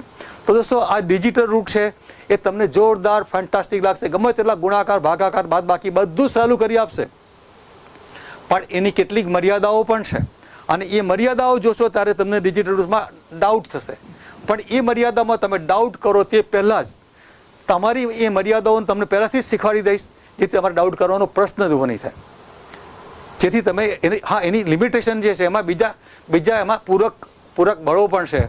એમાં જે લિમિટેશન આવશે એમાં આપણે બીજું કેટલીક વસ્તુ બીજા બે ત્રણ કોન્સેપ્ટ શીખવાના છે, અને એ શીખી લઈએ તો આપણને ડેફિનેટલી ડિજિટલ રૂટનો પણ ફાયદો લઈ શકીશું, અને એવા બીજા રૂટ્સ ઓફ ભાગાકારના નિયમોનો પણ ફાયદો લઈ શકીશું. તો દોસ્તો અહીંયા જોઈએ તો ડિજિટલ રૂટથી આપણને શું ઉપયોગ શા માટે જરૂરી છે? ડિજિટલ રૂટ આવડી જાય તો સરવાળા પરફેક્ટ કરી શકીએ, બાદબાકી કરી શકીએ, ગુણાકાર કરી શકીએ, ભાગાકાર કરી શકીએ, અને 83 આ એક બહુ વધારે જરૂર છે. મોટાભાગના પ્રશ્નોમાં છેલ્લે તમે ગણતરી કરો ત્યારે 83માં આવતું હોય, અને 83માં જે જવાબ આવે તમારા વિકલ્પમાં ABCDEમાં મૂકેલો હોય. એટલે આ 83નો પણ તમારો ઉપયોગ બહુ વધારે થતો હોય. એટલે 83માં તમે જોશો કે જેમ કે 100 રૂપિયાનું વ્યાજ 25 રૂપિયા થાય તો 500 રૂપિયાનું કેટલું થાય? તો આપણે એવું કરતા હોઈએ, આ 25 ગુણ્યા 500 ભાગ્યા 100. આ તો મેં સહેલા એક્ઝામ્પલ લીધા છે, પણ પરીક્ષામાં તો ઊંધા જ હોય, ઉલટા જ હોય. જેમ કે અહીંયા 111 રૂપિયાનું વ્યાજ 77 રૂપિયા હોય તો 667નું કેટલું થાય? તો હવે તમે જોશો કે આ 77 હોય, અહીંયા 666 હોય, અને અહીંયા 11 હોય. તો અહીંયા બી ક્વેશ્ચન થોડો સહેલો થયો, આવડી ગયો તો 6 થયો. 77 ગુણ્યા 6 કરવાનો, 77 ગુણ્યા 6 થાય. પણ દોસ્તો આનાથી અઘરા ક્વેશ્ચનો કેલ્ક્યુલેશનમાં આવતા હોય છે. તો દોસ્તો એ જે ગણતરીઓ સહેલી કરવી હોય તો એ આપણે કેવી રીતે કરી શકીએ એ આપણે જોઈશું. એટલે 83ની તમારે ખૂબ જરૂર પડવાની છે. અને 83ના કામ જે છે, 83ની ગણતરીઓ છેદ ઉડાવવાનો થાય. 83માં શું થાય? છેદ ઉડાવવાનો આવે. તો છેદ ક્યારે ઉડાવી શકીએ? આપણને ભાગાકાર સારા આવડતા હોય ત્યારે. ભાગાકાર ક્યારે સારું કરી શકીએ? જ્યારે આપણને ઘડિયા આવડતા હોય ત્યારે. ઘડિયા તો દોસ્તો આપણને નથી આવડે, અને આવડવાના પણ નથી, અને શીખવાની જરૂર પણ નથી. ડેફિનેટલી તમે ઘડિયા નહીં આવડતા હોય તો ચાલશે. હા, 1 થી 10 સુધીના ઘડિયા આવડતા હોવા જોઈએ. 1 થી 10ના ઘડિયા મોટાભાગના બધા 90% વિદ્યાર્થીઓને 1 થી 10ના ઘડિયા આવડતા જ હોય. ભાગ્યે જ કોઈ વિદ્યાર્થી એવા 10% હોય જે ના આવડતા, એ બી ધારે તો કરે તો 2-3 દિવસમાં પૂરું કરી શકે. તો દોસ્તો આ ડિજિટલ રૂટ જે છે એની આપણે ઉપયોગ કરીએ તો આપણી ગણતરીઓ ઝડપથી આ રીતે થાય છે. એક સિમ્પલ એક્ઝામ્પલ લઈએ. 3 ડિજિટ બાય 3 ડિજિટનો ગુણાકાર કરવો છે. તમે દોસ્તો આ ગુણાકાર કરશો તો તમને ઓછામાં ઓછી 1 મિનિટ તો લાગશે જ. તમે વધારે સ્પીડી કરી શકતા હશો તો. જો તમારી સ્પીડ ઓછી હશે તો તમને 2 મિનિટ લાગશે, અને તમારી ક્યાંક ભૂલ પણ થશે. 1.5 મિનિટ થઈ, 2 મિનિટ થઈ, તમે કોઈ ભૂલ કરી, બધી આગળ લઈ ગયા, ખોટી લેવાઈ ગયા, બધી લેવાઈ રહી ગઈ, તો દોસ્તો ચોક્કસ કે તમે એ ક્વેશ્ચન ફરી સોલ્વ કરવા માટે મજબૂર થવાના. તમને જે જવાબ આપેલા હોય એના કરતાં જવાબ જુદો જ આવશે, તો તમારે ફરી ટ્રાય કરવો જ પડશે. અને ફરી પાછું તમે બીજી 1 મિનિટ બગાડશો તો તમે ટોટલ 36 સેકન્ડના બદલે તમે 2 મિનિટ, 2.5 મિનિટ, 3 મિનિટ બગાડતા હો તો સ્વાભાવિક છે કે તમે તમારો કોન્ફિડન્સ ગુમાવી બેસવાનો છે. તો દોસ્તો આ પરિસ્થિતિમાં આપણે એક એવી રીતે તૈયાર થવું છે કે આપણે આ ક્વેશ્ચન સોલ્વ કરવા માટે ગુણાકાર કર્યા વિના સીધો જ જવાબ સિલેક્ટ કરી શકીશું. એટલે કે વિધાઉટ સ્ટ્રેસ, સ્પીડી અને વિધાઉટ મિસ્ટેક. તમને આવું જો થાય તો તમને ચોક્કસ જાદુ લાગશે. તો દોસ્તો થઈ જાઓ તૈયાર. જો પહેલી સંખ્યા છે 358. 358ના 3 અંકો જે છે એનો સરવાળો કરીએ તો 16 થાય. 16ના 2 ડિજિટ થયા, એને આપણે સિંગલ ડિજિટમાં કન્વર્ટ કરવું છે, એટલે 1 + 6 = 7 થાય. તો દોસ્તો આ 358નો સરવાળો કર્યો તો 16 થયું. 16ના 2 ડિજિટનો સરવાળો કર્યો 7 થયું. અહીંયા 479 એનો સરવાળો 20 થયો. 4 ને 7 11 ને 9 20 થયો. 20નો સરવાળો કર્યો તો 2 થયો. અધરવાઇઝ તમે 9 કાઢી નાખ્યા હોત તો 4 ને 7નો સરવાળો કર્યો હોત તો 11 થયું હોત. 11નો સરવાળો કર્યો હોત તો 1 + 1 = 2 થયું હોત. 9 = 0 આપણે આગળ જોઈ ગયા છે. તો દોસ્તો હવે આ ગુણાકાર કરવાનો હતો તો 7 ગુણ્યા 2 કરીએ તો 7 દુના 14 થાય, અને આનો સરવાળો કરીએ તો સિંગલ ડિજિટમાં કન્વર્ટ કરીએ તો DR થયું 5. તો દોસ્તો અહીંયા જે સંખ્યાનો સરવાળો 5 થતો હોય, જે સંખ્યાના અંકોનો સરવાળો 5 થતો હોય એનો DR 5 આવતું હોય, આન્સર સાચો છે. તો આનો સરવાળો કરીશું તો 22 થાય. 22નો સરવાળો કરીએ તો 4 થાય. આપણે જોઈએ છે કેટલા? 5. તો આ જવાબ ખોટો છે. બીજો જવાબ, આનો સરવાળો કરીએ તો 23 થાય, એનો સરવાળો કરીએ તો 5 થાય. આ જવાબ સાચો. આનો સરવાળો કરીએ તો 24 થાય એટલે 6 થાય. આનો સરવાળો કરીએ તો 25 થાય એટલે 7 થાય. તો આ જવાબ ખોટા છે. તો દોસ્તો આ ક્વેશ્ચન સોલ્વ કરવા માટે ફક્ત અને ફક્ત તમે 10 સેકન્ડમાં ક્વેશ્ચન સોલ્વ કરી શક્યા. વધુમાં વધુ 10 સેકન્ડ લાગે એથી વિશેષ ના થાય. તે પણ એક્યુરેટ જવાબ સિલેક્ટ કરી શકો છો. અહીંયા વધી લઈ જવાની કશું કોઈ પ્રોબ્લેમ જ નથી. વિધાઉટ સ્ટ્રેસ, કોઈ તમે બહાર નથી પડી રહ્યા. એટલે કે તમે એક એટલો અહેસાસ થઈ ગયો કે તમે આવા ગુણાકાર જો કરી શકતા હો તો તમે ડેફિનેટલી બહુ સારું જોરદાર સ્પીડથી કરી શકો છો. તો દોસ્તો બીજો ક્વેશ્ચન છે. આ ક્વેશ્ચનમાં તમે જોશો, હવે બીજા ક્વેશ્ચનમાં આ જે તમે જાદુ જોયું એ જાદુનું લિમિટેશન બીજા ક્વેશ્ચનમાં જોવા મળશે. તો દોસ્તો જ્યારે લિમિટેશન જોવાના હોઈએ ત્યારે વધારે એલર્ટ અને એક્ટિવ થવાની જરૂર છે. તમારા માઇન્ડને ક્યાંય બીજો કોઈ વિચાર ના આવે એવું કેન્દ્રિત કરવાની જરૂર છે. ચલો થઈ જાઓ તૈયાર. જોઈએ અહીંયા 4 + 2 + 8 કરીએ તો 14 થાય. 14નું થાય 5. અહીંયા ટોટલ કરીએ તો આ 9 ઉડી ગયું તો રહ્યું શું 7. હવે એનો ગુણાકાર કરીએ તો 35 થાય. તો સાચો જવાબ જે હશે અત્યારે ડિજિટ રૂટ 8 આવવું છે. દોસ્તો અહીંયા સરવાળો કરીએ તો 8 થાય. આ 6 ડિજિટના સરવાળો કરીએ તો 8 થાય છે. જે આંકડા ઉપર હતા એ જ આંકડા નીચે છે. ખાલી આ બેની આટલામાં હેરાફેરી થઈ છે, બાકી છે તો એનું એ જ. અહીંયા જે હતું એ બધું એજ ઇટ ઇઝ છે, પણ અહીંયા બી એજ ઇટ ઇઝ છે. બધું અહીંયા પણ 8 છે. અહીંયા પણ એ જ આંકડાની ઉપર જે હતા એ નીચે છે. તો દોસ્તો ઉપરનો ક્વેશ્ચન ખૂબ જ સહેલાઈથી પતી ગયો, જ્યારે નીચેના ક્વેશ્ચનમાં તમને અનબિલિવેબલ એવો મોટો ડર ઊભો થઈ ગયો કે હાલું જે પેલું જાદુ જે થયું હતું એ બધું જાદુ ઓસરી ગયું છે. નો ડાઉટ દોસ્તો એવું જ થાય. જો આ ઘડિયું જો હોય, આ જે મેથડ ઉપરથી કરી બધા દાખલા એવા પૂછી નાખે અને એ બધી મેથડથી થઈ જતા હોત તો બધા વિદ્યાર્થીઓ પાસ થઈ જાય અને ગુજરાત ગૌણ સેવાવાળા મુશ્કેલીમાં કહી શકે, કન્ફ્યુઝ થઈ જાય. તો દોસ્તો પ્રશ્ન શું છે કે આવું હોય તો શું થાય? એટલે કે ડિજિટલ રૂટની મર્યાદા જે અહીંયા ઊભી થઈ છે એને પણ આપણે ભેદી શકીએ છીએ. અને લિબર્ટીએ એવું કામ કર્યું, એવું સંશોધન કર્યું છે કે આને પણ રસ્તો સોલ્વ કરી શકીએ. બધામાં એક જ સરખો ડિજિટલ રૂટ આવ્યું એટલે અહીંયા મોટી મર્યાદા આવી.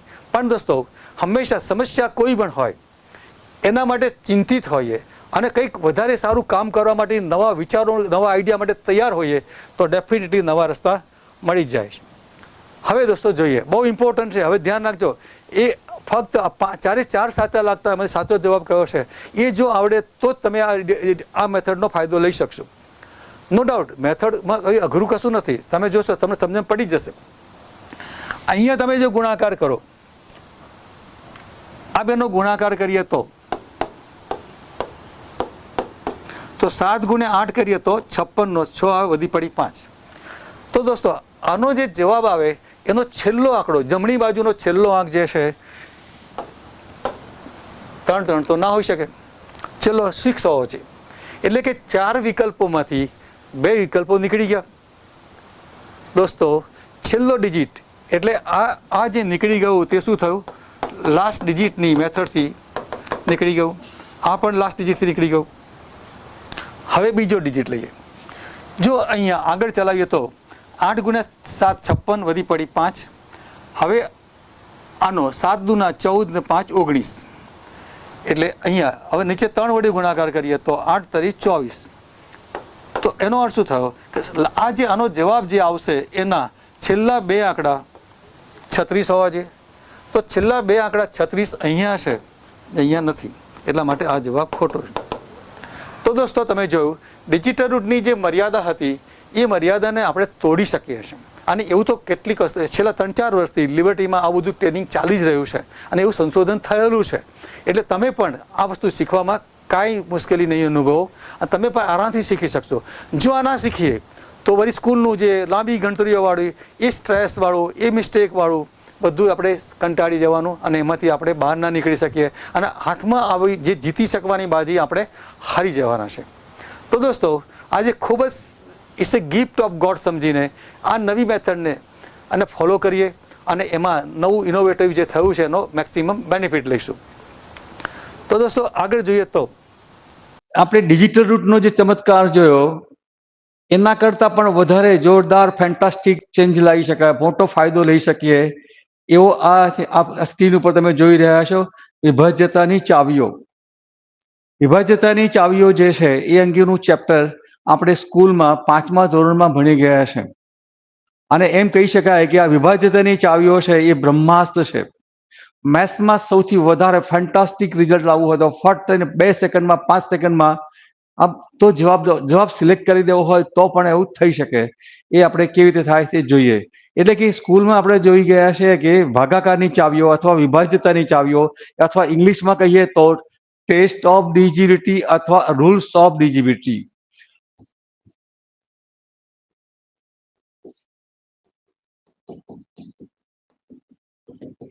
એને આપણે શોર્ટમાં આરઓડી કહીએ છીએ. આરઓડી મતલબ રૂલ્સ ઓફ ડિવિઝિબિલિટી. ભાગાકારની ચાવીઓ આવડતી હોય તો આપણે કામ બહુ આસાનીથી કરી શકીએ. જેમ કે આટલું લખી રાખો. પરીક્ષા કોઈ બી હોય, પ્રશ્ન પૂછાયો હોય વર્તુળ અંગેનો, તો વર્તુળનું ક્ષેત્રફળ હોય તો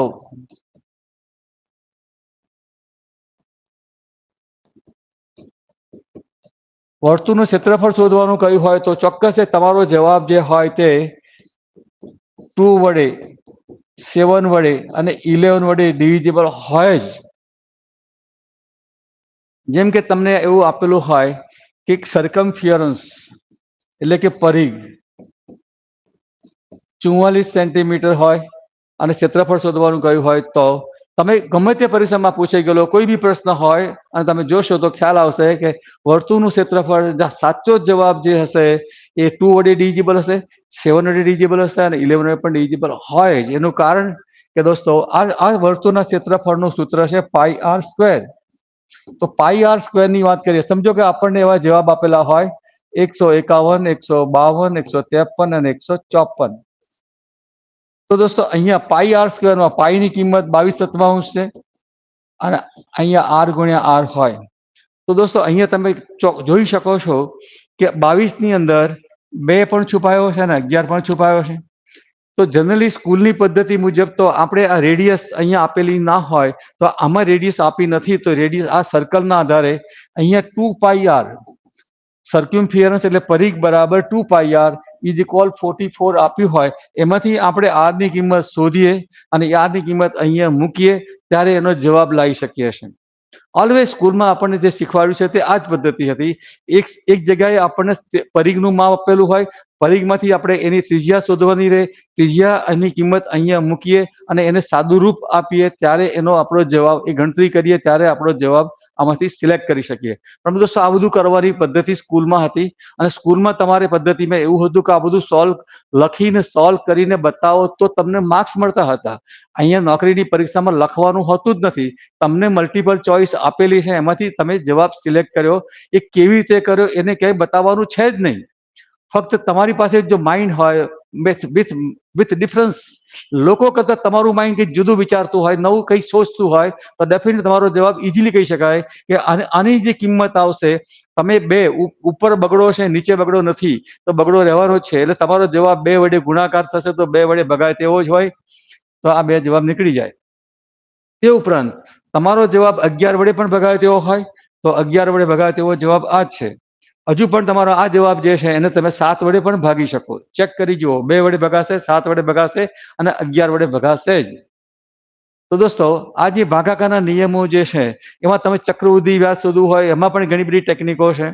એટલે કે આ બહુ ફેન્ટાસ્ટિક અને બહુ બ્રહ્માસ્ત્ર કહી શકાય એવું આ હથિયાર છે. એટલે કે તમે આનો ઉપયોગ નથી કરતા આવડ્યો અને એ આપણે શીખવું પડે અને શીખવાડનાર માણસ એવો હોવો જોઈએ કે જે આપણને એ લેવલ સુધી લઈ જઈ શકે. એટલે અત્યાર સુધી તમે જો માર્કેટમાં યુટ્યુબમાં તમે જુઓ તો ક્યાંય પણ તમને વિભાજ્યતાની ચાવીઓનો ફાયદો કરાવીને ક્વેશ્ચનને યુ કરકે યુ ફટાફટ સોલ્વ કરી આપે એવી મેથડો ક્યાંય જોવા મળતી નથી. એટલે કે દોસ્તો આપણી આ પરીક્ષામાં 30 પ્રશ્નોમાંથી આપણે ડિજિટલ રૂટની મદદથી અથવા આ ભાગાકારની વિભાજ્યતાની ચાવીઓની મદદથી ઓછામાં ઓછા 30માંથી 7-8 ક્વેશ્ચન આપણે સોલ્વ કરી નાખીએ અને બીજા થોડા કોન્સેપ્ચ્યુઅલી કેટલાક પ્રશ્નોના જવાબો ઓપ્શન આપેલા હોય એ ટ્રાય કરીએ તો આપણો જવાબ આસાનીથી સોલ્વ થઈ જાય, વધારે ગણતરી કરવી જ ના પડે એવો ક્વેશ્ચન પણ આપણે જોઈશું. તો દોસ્તો એક જોઈએ આપણે કે તો વર્તુળનું ક્ષેત્રફળ શોધવું હોય તો હંમેશા આપણે 2, 7 અને 11 વડે ડિવિઝિબલ હોય એવું હોય જ. તો એવું આપણે જોવું હોય તો એ માટે આપણને આવા ભાગાકારના નિયમો આવડતા હોવા જોઈએ. કોઈ સંખ્યાને તમે 11 વડે ભાગી શકો છો કે નહીં એ બધું 5મા ધોરણમાં આપણે ભણી ગયા છે અને ભૂલી પણ ગયા છે. 11 નો ભાગાકારનો નિયમ આપણે સમજી શકીએ તો આપણને ખ્યાલ આવી જાય. 11 નો ભાગાકારનો નિયમ શું છે? આ એક સંખ્યા છે 7 ડિજિટની 2865423. તો એનો અર્થ શું થયો કે 11 નો ભાગાકારના નિયમમાં એવું છે કે તમે first step, first, second, first, third, fifth અને સેવન્થ, એટલે કે પહેલું સ્ટેપ, ત્રીજું સ્ટેપ, પાંચમું સ્ટેપ ને સાતમું સ્ટેપ, 1, 3, 5 અને 7 નો સરવાળો કરીએ તો 2 + 6, 8 + 4, 12 + 3, 15. અને બે નંબરના પ્લેસ ઉપર, 3 નંબરના પ્લેસ ઉપર અને 6 નંબરના પ્લેસ ઉપર આ બધાનો સરવાળો કર્યો તો 8 ને 5 13 ને 2 15, એટલે કે આ બેનો ડિફરન્સ 0 થઈ ગયો, અથવા ડિફરન્સ 11 હોય, અથવા ડિફરન્સ 11 નો ગુણાકારમાં આવતા હોય એવી સંખ્યાઓ હોય, 22 હોય, 33 હોય, 44 હોય, તો એ સંખ્યાને આપણે 11 વડે નિશેષ ભાગી શકીએ છીએ. જેમ કે 121 ને આપણે 11 વડે ભાગી શકીએ, કેમ કે એક ફર્સ્ટ પ્લેસ ઉપર અને થર્ડ પ્લેસ ઉપર, ફર્સ્ટ પ્લેસમાં થર્ડ પ્લેસનો સરવાળો કર્યો તો 1 + 1 = 2 થયું. આ સેકન્ડ પ્લેસ ઉપર 2 હતું, ડિફરન્સ કેટલો થયો? 0 થઈ ગયો. તે ઉપરાંત અહીંયા એક્ઝામ્પલ જોઈએ 404041. આ 6 ડિજિટની સંખ્યા છે. એમાં ફર્સ્ટ પ્લેસ ઉપર, થર્ડ પ્લેસ ઉપર અને ફિફ્થ પ્લેસ ઉપર 4 + 4 + 4 = 12. સેકન્ડ પ્લેસ, ફોર્થ પ્લેસ અને સિક્સ પ્લેસ નો સરવાળો કરીએ તો 0 + 0 + 1 = 1. એમાંથી માઇનસ કર્યું તો કેટલા થયા? 11. તો અહીંયા તમારો જવાબ કેવો થયો? 11 વડે પણ ભગાય તેવો થયો. 11 વડે ભગાશે જ, ડિફરન્સ 11 થઈ ગયો. અધરવાઇઝ બીજું એક્ઝામ્પલ જોઈએ 929291. આ પણ 6 ડિજિટની સંખ્યા છે. એને 11 વડે ભાગી શકાશે કે નહીં એ જોવું હોય તો 1 નંબર ઉપરનો, 3 નંબર ઉપર ને 5 નંબર ઉપરનો સરવાળો કરીએ. 9 + 9 + 9 27 થયું. આ 27 માંથી આપણે 2 નંબર, 4 નંબર અને સેકન્ડ પ્લેસ, ફોર્થ પ્લેસ અને સિક્સ પ્લેસ નો સરવાળો કર્યો તો 2 + 2 + 1 થયું તો 5. તો 27 માંથી 5 માઇનસ કરીએ તો 22 થયું. એટલે કે એ 11 નો ગુણક થયો. એટલે કે ડિફરન્સ 0 હોવો જોઈએ, અથવા 11 હોવો જોઈએ, અથવા 11 નો મલ્ટિપલ હોવો જોઈએ, અથવા 11 નો ગુણક હોવો જોઈએ. તો દોસ્તો એ નંબર 11 વડે ડિવિઝિબલ થાય છે. જો આ નિયમ આપણને આવડતો હોય તો તમે વર્તુળના પ્રશ્નનો કોઈ બી પ્રશ્ન પૂછ્યો હોય તો તમે તરત જ જવાબ શોધી શકો. કે જવાબ એવો હોય કે 2 વડે, 7 વડે અને 11 વડે ભગાય તેવો હોય. તો દોસ્તો આજે ભાગાકારના નિયમો જે છે એ બહુ અઘરું નથી. અડધો કલાકમાં જ આપણે બધા નિયમો શીખી શકીએ છીએ.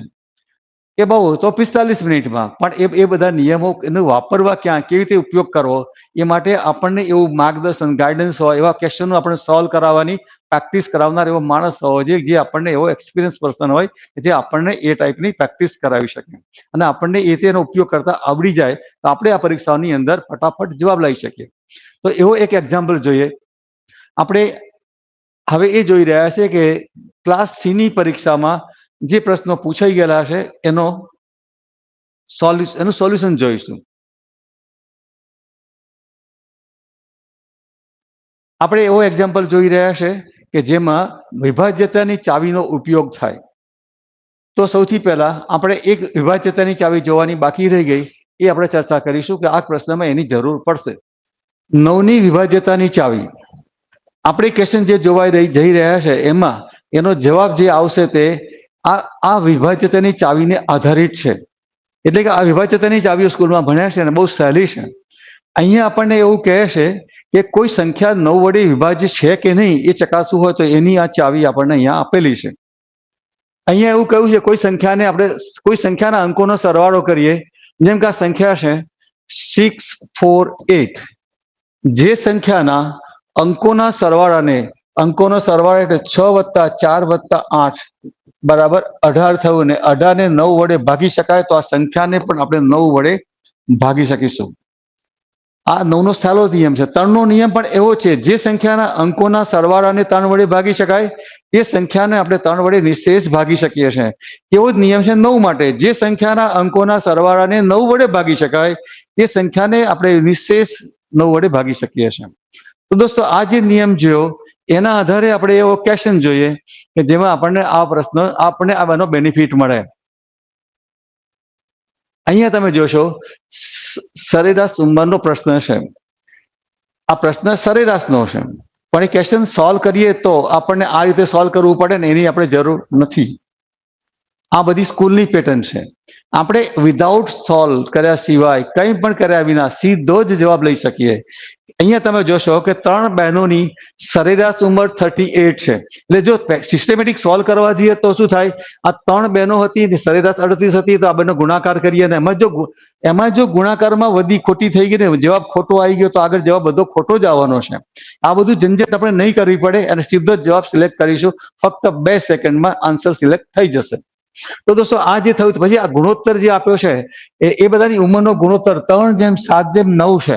એટલે કે 3x + 7x + 9x બરાબર ટોટલ કરીએ તો 19x થાય.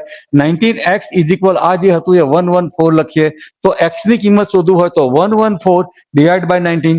આ 114 ને 19 વડે ભાગવું હોય તોય આપણે તકલીફ છે ને આપણે ભાગી જઈએ, છોડી દઈએ, જય રણછોડ. દોસ્તો આ પણ આપણી મોટી મુશ્કેલી છે. 19 નું ઘડિયું નથી આવડતું. આ બધી ઝંઝટ ના કરવી હોય તો છતાં આપણે આનો જવાબ સહેલેથી કશું જ નહીં કરીએ તો પણ આપણો આન્સર ફક્ત અને ફક્ત 2 સેકન્ડમાં આવી જશે. તો દોસ્તો હવે જો 19 વડે ભાગ્યું તો જવાબ કેટલો, x ની કિંમત શોધી કાઢી અને x ની કિંમત શોધીને તમે સૌથી મોટી બેનની ઉંમર હતી 9x હતી, તો 9 × 6 = 54 જવાબ થયો. દોસ્તો હવે આપણે અગાઉ જોયું તેમ વિભાજ્યતાની ચાવી, આપણે કોની ઉંમર શોધી રહ્યા છો? મોટી બેનની. સૌથી મોટી બેનની ઉંમર કેવી છે? 9x. અહીંયા આપણને રેશિયો આપેલો છે 9, તો 9x થયું. તો x ની કિંમત સમજો કે અહીંયા 1 હોય, x ની કિંમત અહીંયા 2 હોય, અથવા x ની કિંમત અહીંયા 3 હોય, x ની કિંમત 4 હોય, x ની કિંમત 5 હોય, અથવા x ની કિંમત 6 હોય, વોટ્સ ઇટ બી. x ની કિંમત ગમે તે હોય, પણ તમે આ બોલી રહ્યા છો શું? x ની કિંમત છે 9 ના ઘડિયામાં આવશે.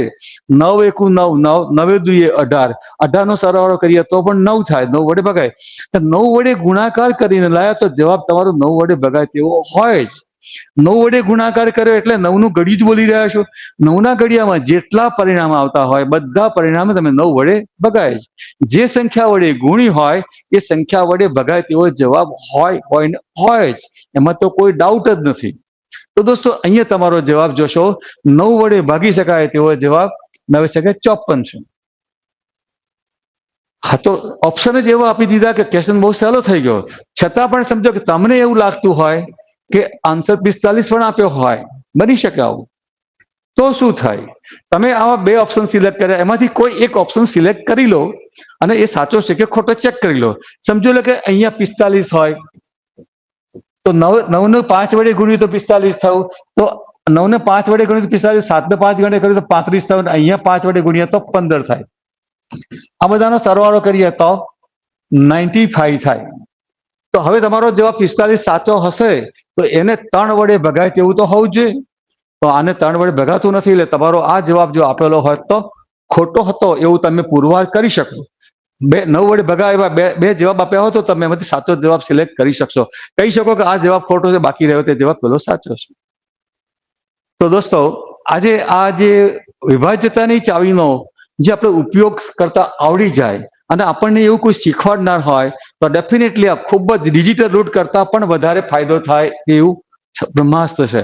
અને એ ઉપરાંત એમ પણ કહેવાય ડિજિટલ રૂટની અંદર જ્યારે આપણે ક્વેશ્ચન જોયો એ વખતે સરખા ડિજિટલ રૂટ વાળા 2-3 જવાબ આપેલા હોય ત્યારે પણ આપણને આ વિભાજ્યતાની ચાવીઓ એ સંકટના સમયે સાંકળની જેમ આપણને કામ કરતી હોય છે. આપણને વધારે સપોર્ટ કરે, આપણને શોધી આપે કે આ સંખ્યા 3 વડે ભગાય તેવી હોય, 7 વડે ભગાય તેવી, 9 વડે ભગાય તેવી હોય કે 11 વડે ભગાય તેવું હોય, એવું પણ આપણે શોધી શકીશું. બીજો ક્વેશ્ચન જોઈએ. આપણે ક્વેશ્ચન નંબર 3 માં જોયું કે વિભાજ્યતાની ચાવીથી આસાનીથી આપણે ક્વેશ્ચન સોલ્વ કરી શકીએ છીએ. હવે એવો પ્રશ્ન એક બીજો જોઈએ કે જેમાં આપણને ડિજિટલ રૂટથી ફાયદો થતો હોય. તો ડિજિટલ રૂટથી ફાયદો થતો હોય ક્વેશ્ચનમાં આપણે જોઈએ તો આ ક્વેશ્ચન અહીંયા જોઈશું.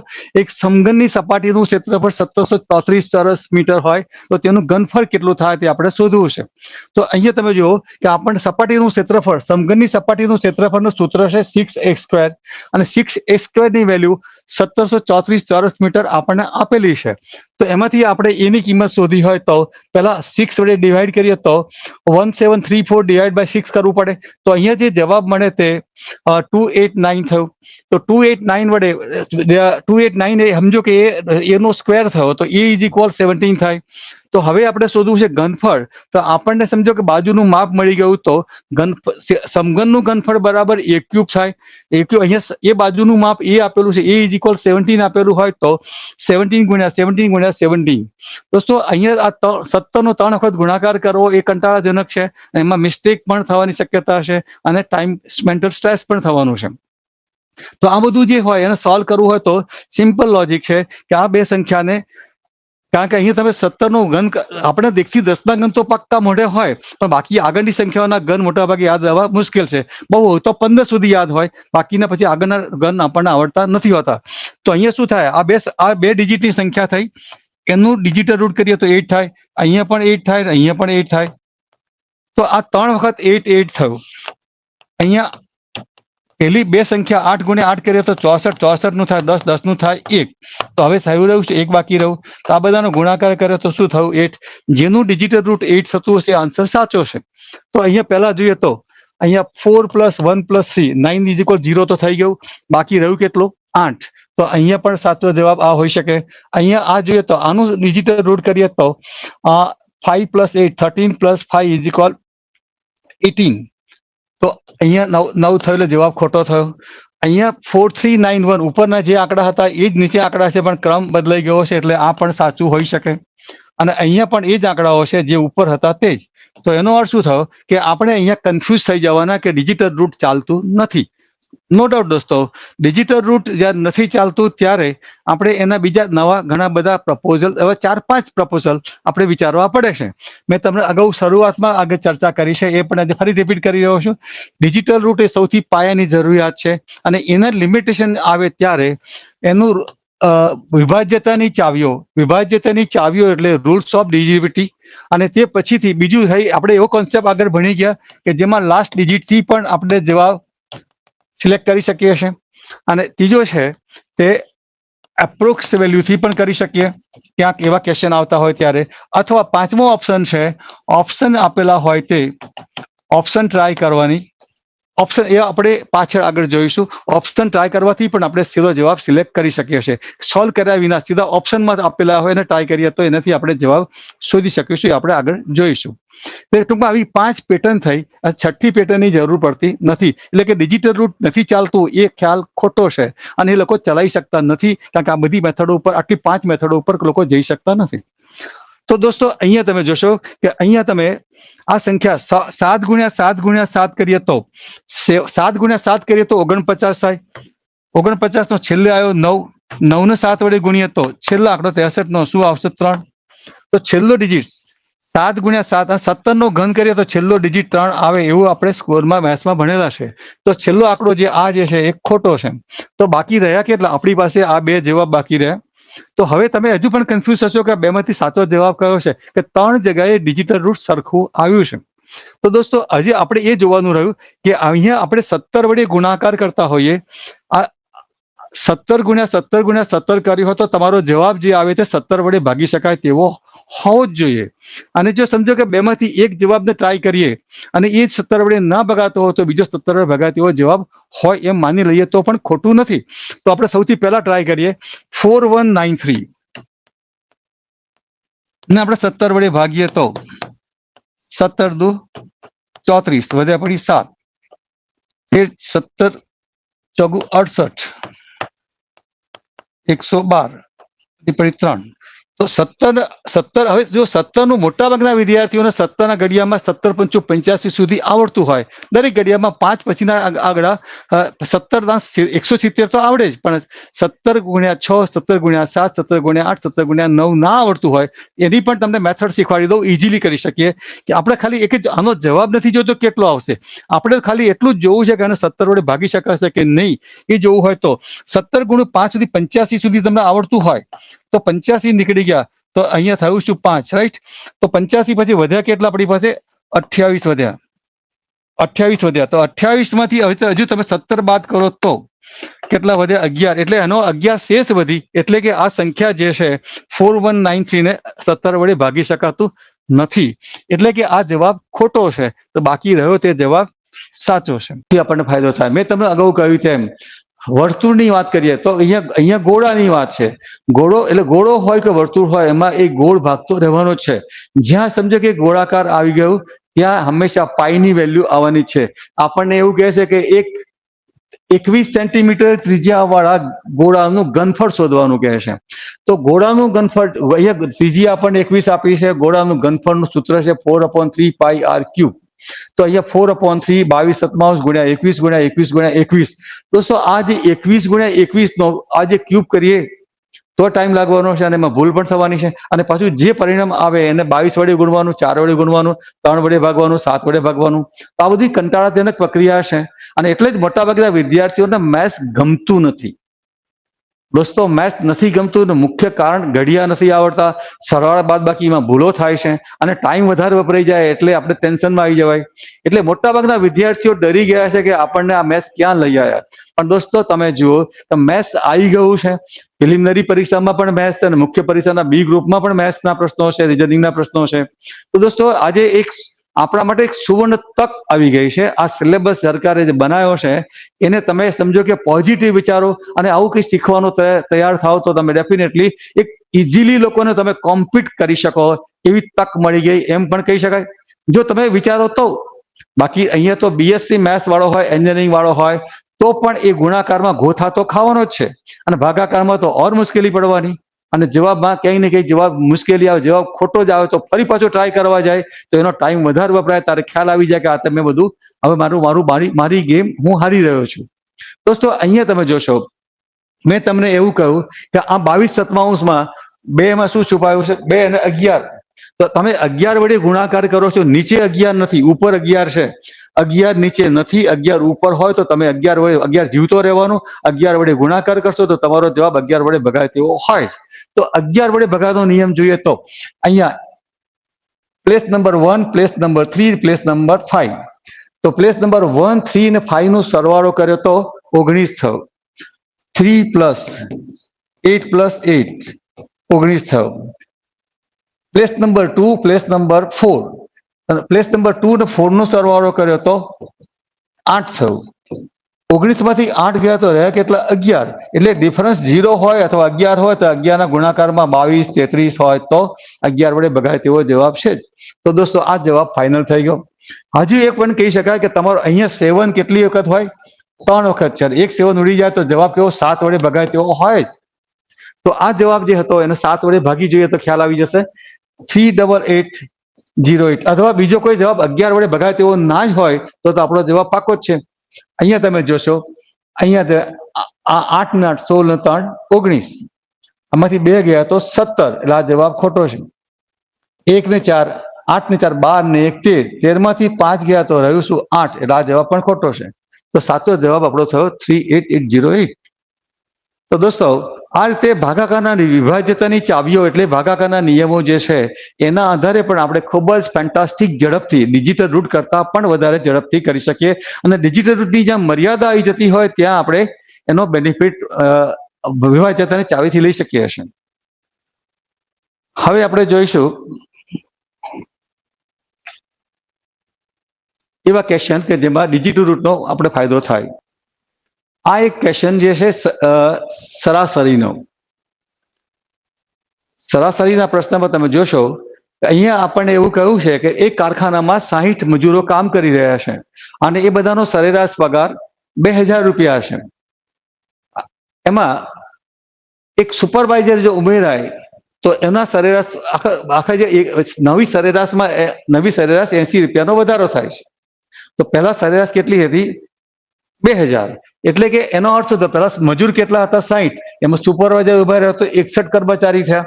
હવે 61 કર્મચારીનો કુલ પગાર ગણવો હોય તો સરેરાશ પગાર 2080 થઈ ગયો. 2000 તો હતો, 80 વધારો થયો એટલે 2080 થયો. તો 61 કર્મચારીનો કુલ પગાર શોધવાનો હોય તો 61 ગુણ્યા 2080 કરવાનું રહે. 61 ગુણ્યા 208 વડે ગુણવામાં તમને મેન્ટલ સ્ટ્રેસ થવાનો, ટાઈમ પણ લાગવાનો અને મિસ્ટેક પણ થવાની પૂરેપૂરી શક્યતા હશે. દોસ્તો બહુ ધ્યાન રાખજો. તમે આજે બજારમાં, પુસ્તકોમાં અથવા યુટ્યુબ પર કોઈ પણ ચેનલમાં જોશો તો તમને આના માટેનું કોઈ સમાધાન નહીં મળે.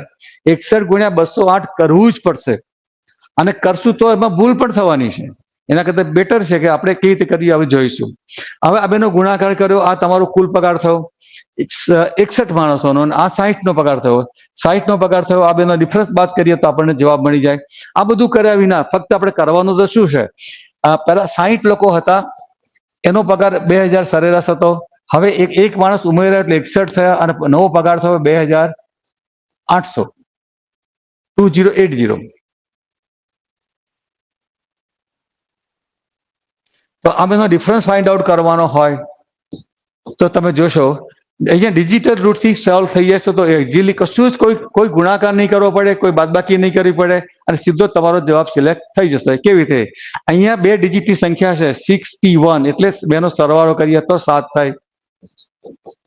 અહીંયા 4 ડિજિટની સંખ્યા છે 2080, એનો સરવાળો કરીએ તો 10 થાય. 10 નો સરવાળો કરીએ તો 1 થાય. એટલે આ બેનો ગુણાકાર કરીએ તો 7 થાય. અહીંયા 60 નું થાય 6, અને 2000 નું થાય 2. તો 6 દુના 12 થયા, 12 નું થયું 3. તો 7 માંથી 4 ગયા તો 7 માંથી 3 ગયા તો રહ્યા કેટલા? 4. તો જ્યાં જવાબમાં 4 આવતું હોય તે જવાબ સાચો. અહીંયા આ 3 આંકડાનો સરવાળો કરીએ તો 8 ને 8 16, 16 ને 6 22, 22 નું થયું 4. આપણે 4 જોઈતું હતું ને 4 મળી ગયું એટલે જવાબ સાચો હોઈ શકે. અહીંયા સરવાળો થાય છે 9, એટલે આ જવાબ ખોટો છે. આ બધાનો સરવાળો કર્યો તો અહીંયા 14 થાય. 14 એટલે થાય 5, એટલે આ જવાબ પણ ખોટો છે. આ બધાનો સરવાળો કરીએ તો 6 ને 6 12 ને 2 14, 14 એટલે 5, એટલે આ પણ ખોટો છે.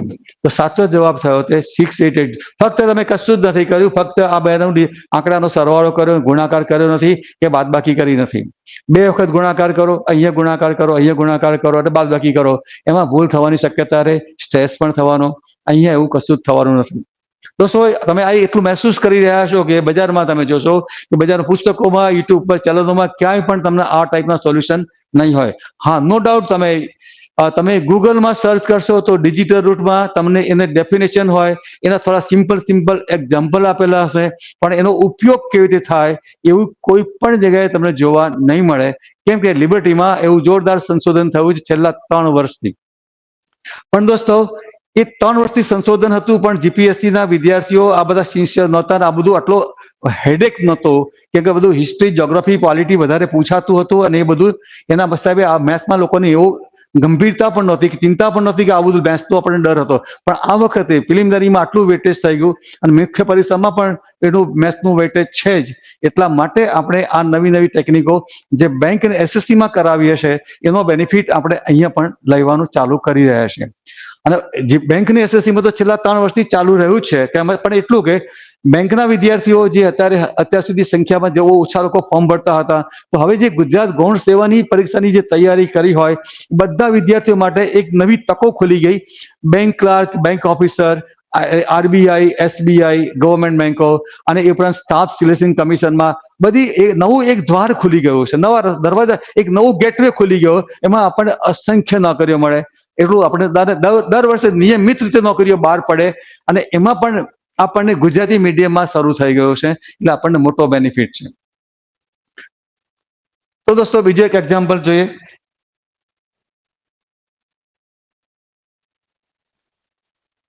આ એક ક્વેશ્ચન જે છે એવો કે જેમાં કોન્સેપ્ચ્યુઅલ થાય. જો આપણે સ્કૂલની પદ્ધતિ મુજબ ગણવા જઈએ તો આ બહુ લેન્ધી થઈ જાય. આપણને એવું કહ્યું છે કોઈ એક સંખ્યા આપણને ખબર નથી, કોઈ એક સંખ્યા ના 2 અંકોની સંખ્યા હોય અને ઉલટ સુલટ કરી નાખીએ તો નવી સંખ્યા જે મળે તે મૂળ સંખ્યા કરતા 63 જેટલી ઓછી છે. એટલે કે સમજો કે મૂળ સંખ્યા XY હોય તો નવી સંખ્યા જે છે તે YX થાય.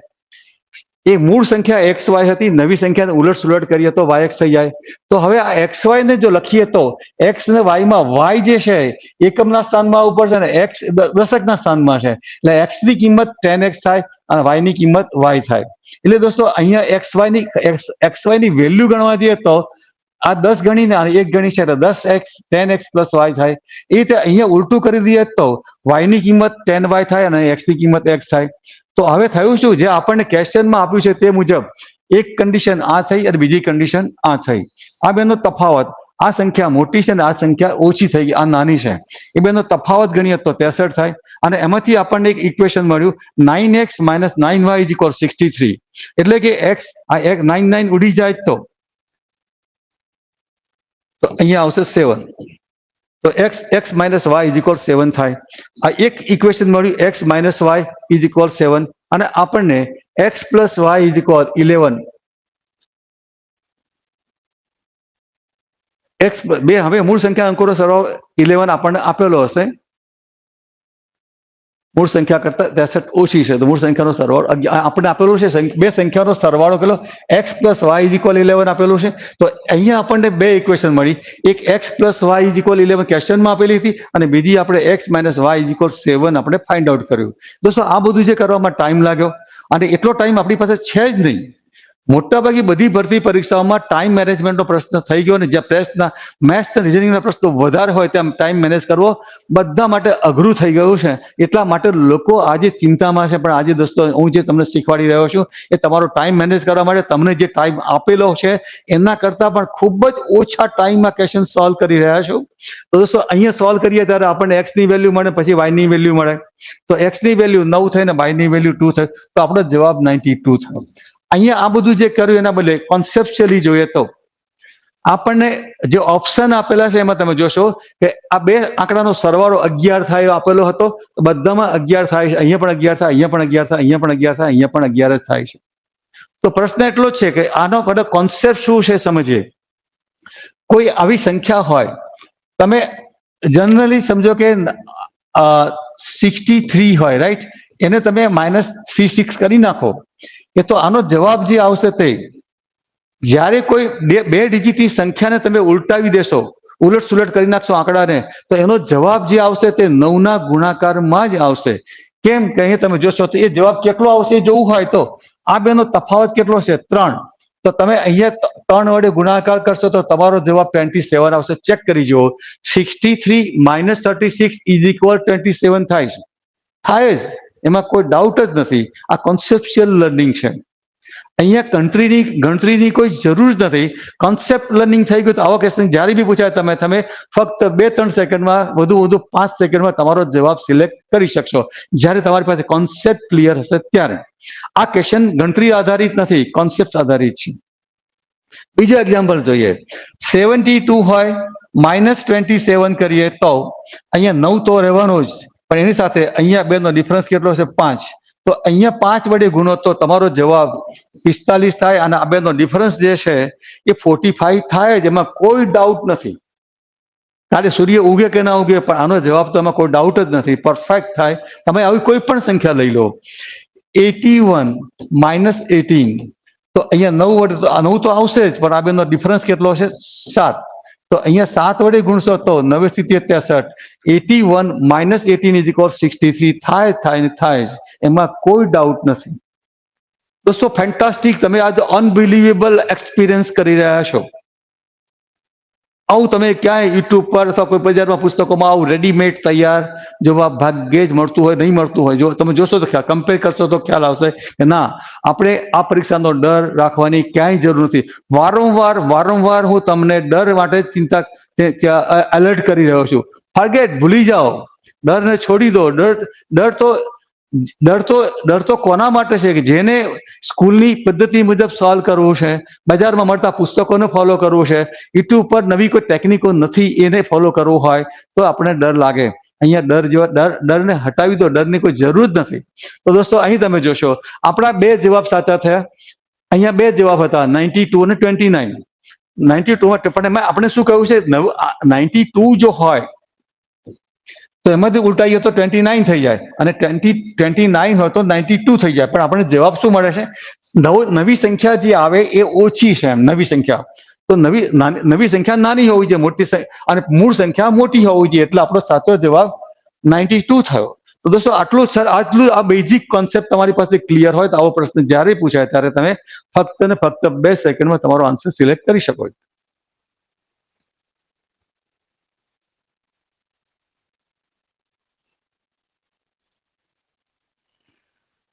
આ એક સરેરાશનો ક્વેશ્ચન આપણે જોઈ ગયા છે. હવે આ જોઈશું ચક્રવૃદ્ધિ વ્યાજ. દોસ્તો સાદા વ્યાજના ક્વેશ્ચન સહેલા હોય છે એવું પણ આપણે ખ્યાલ હોય છે, પણ સાદા વ્યાજમાં બી ક્વેશ્ચન તો એવા તો પૂછતા જ હોય કે જેમાં આપણે ગણતરી કરીને ટાઈમ વધારે લાગે.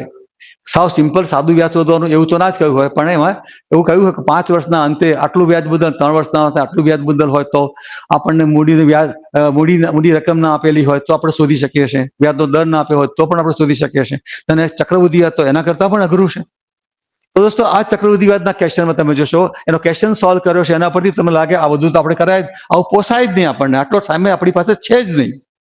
તો આ બધું જે સ્કૂલની પદ્ધતિ મુજબના ક્વેશ્ચન આપણે છોડી જ દેવા પડે. પણ દોસ્તો આ ક્વેશ્ચન છોડવાની જરૂર નથી. આ ક્વેશ્ચનને પણ તમે 10 સેકન્ડમાં કરી શકશો. કેવી રીતે? અહીંયા તમે જોશો, અહીંયા આપણને રકમ આપેલી નથી, કોઈ એક રકમ 2 વર્ષમાં આટલા ચક્રવૃદ્ધિ વ્યાજ પ્રાપ્ત થાય છે. કોઈ રકમ પર કોઈ રકમનું 2 વર્ષના અંતે 318 રૂપિયા ચક્રવૃદ્ધિ વ્યાજ થાય છે. જો વ્યાજનો દર 12% હોય તો રકમ કેટલી હશે? રકમ શોધવાની છે દોસ્તો. અહીંયા રકમ જે શોધવાની હોય એ આપણા માટે થોડું અઘરું થઈ જાય. સીધું રકમ આપેલી હોય, વ્યાજનો દર આપેલો હોય, વર્ષ આપ્યા હોય તો સીધું ચક્રવૃદ્ધિ વ્યાજ આસાનીથી શોધી શકીએ છીએ, અને એવી મેથડો ઘણા બધા લોકોએ માર્કેટમાં પુસ્તકોમાં જોવા મળશે.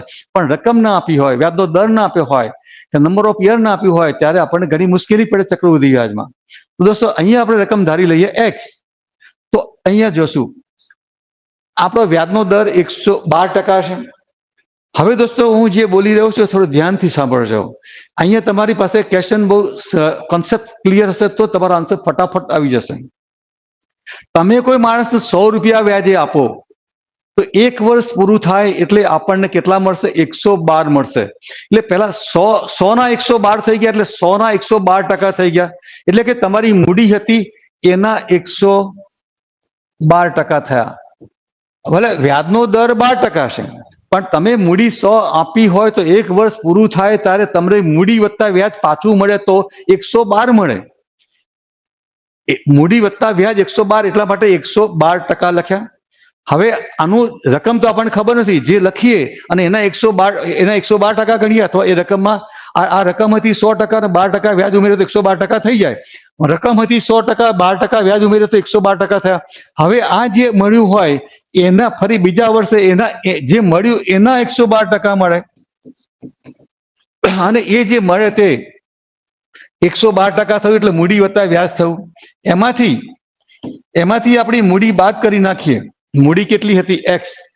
ફરી રિપીટ કરી રહ્યો છું, મૂડી આપણી હતી x. 1 વર્ષ પૂરું થયું એટલે મૂડી x ના 112% મળ્યા, એટલે મૂડી વત્તા વ્યાજ મળી ગયું. ફરી એ પાછું એ મૂડી વત્તા વ્યાજ બીજા વર્ષે 12% વ્યાજે મૂક્યા તો જે મળ્યું હતું એના 112% થયા. એમાંથી મૂડી બાદ કરીએ તો આપણને જવાબ આપેલો છે, વ્યાજ કેટલું આપ્યું છે? 318. અહીંયા તમે દોસ્તો જોશો કે સૌ સહેલી વાત છે. અહીંયા તમે જોશો કે અહીંયા આ જે થયું તે આનું ડિજિટલ રૂટ કરીએ તો 4 થાય, આનું ડિજિટલ રૂટ કરીએ તો 4 થાય. તો અહીંયા તમે જોશો 4 ગુણ્યા 4 બરાબર 16 થયું. તો અહીંયા 16 ના બદલે 7x થાય. 16 નો સરવાળો કરીએ તો 1 + 6 = 7x થયું.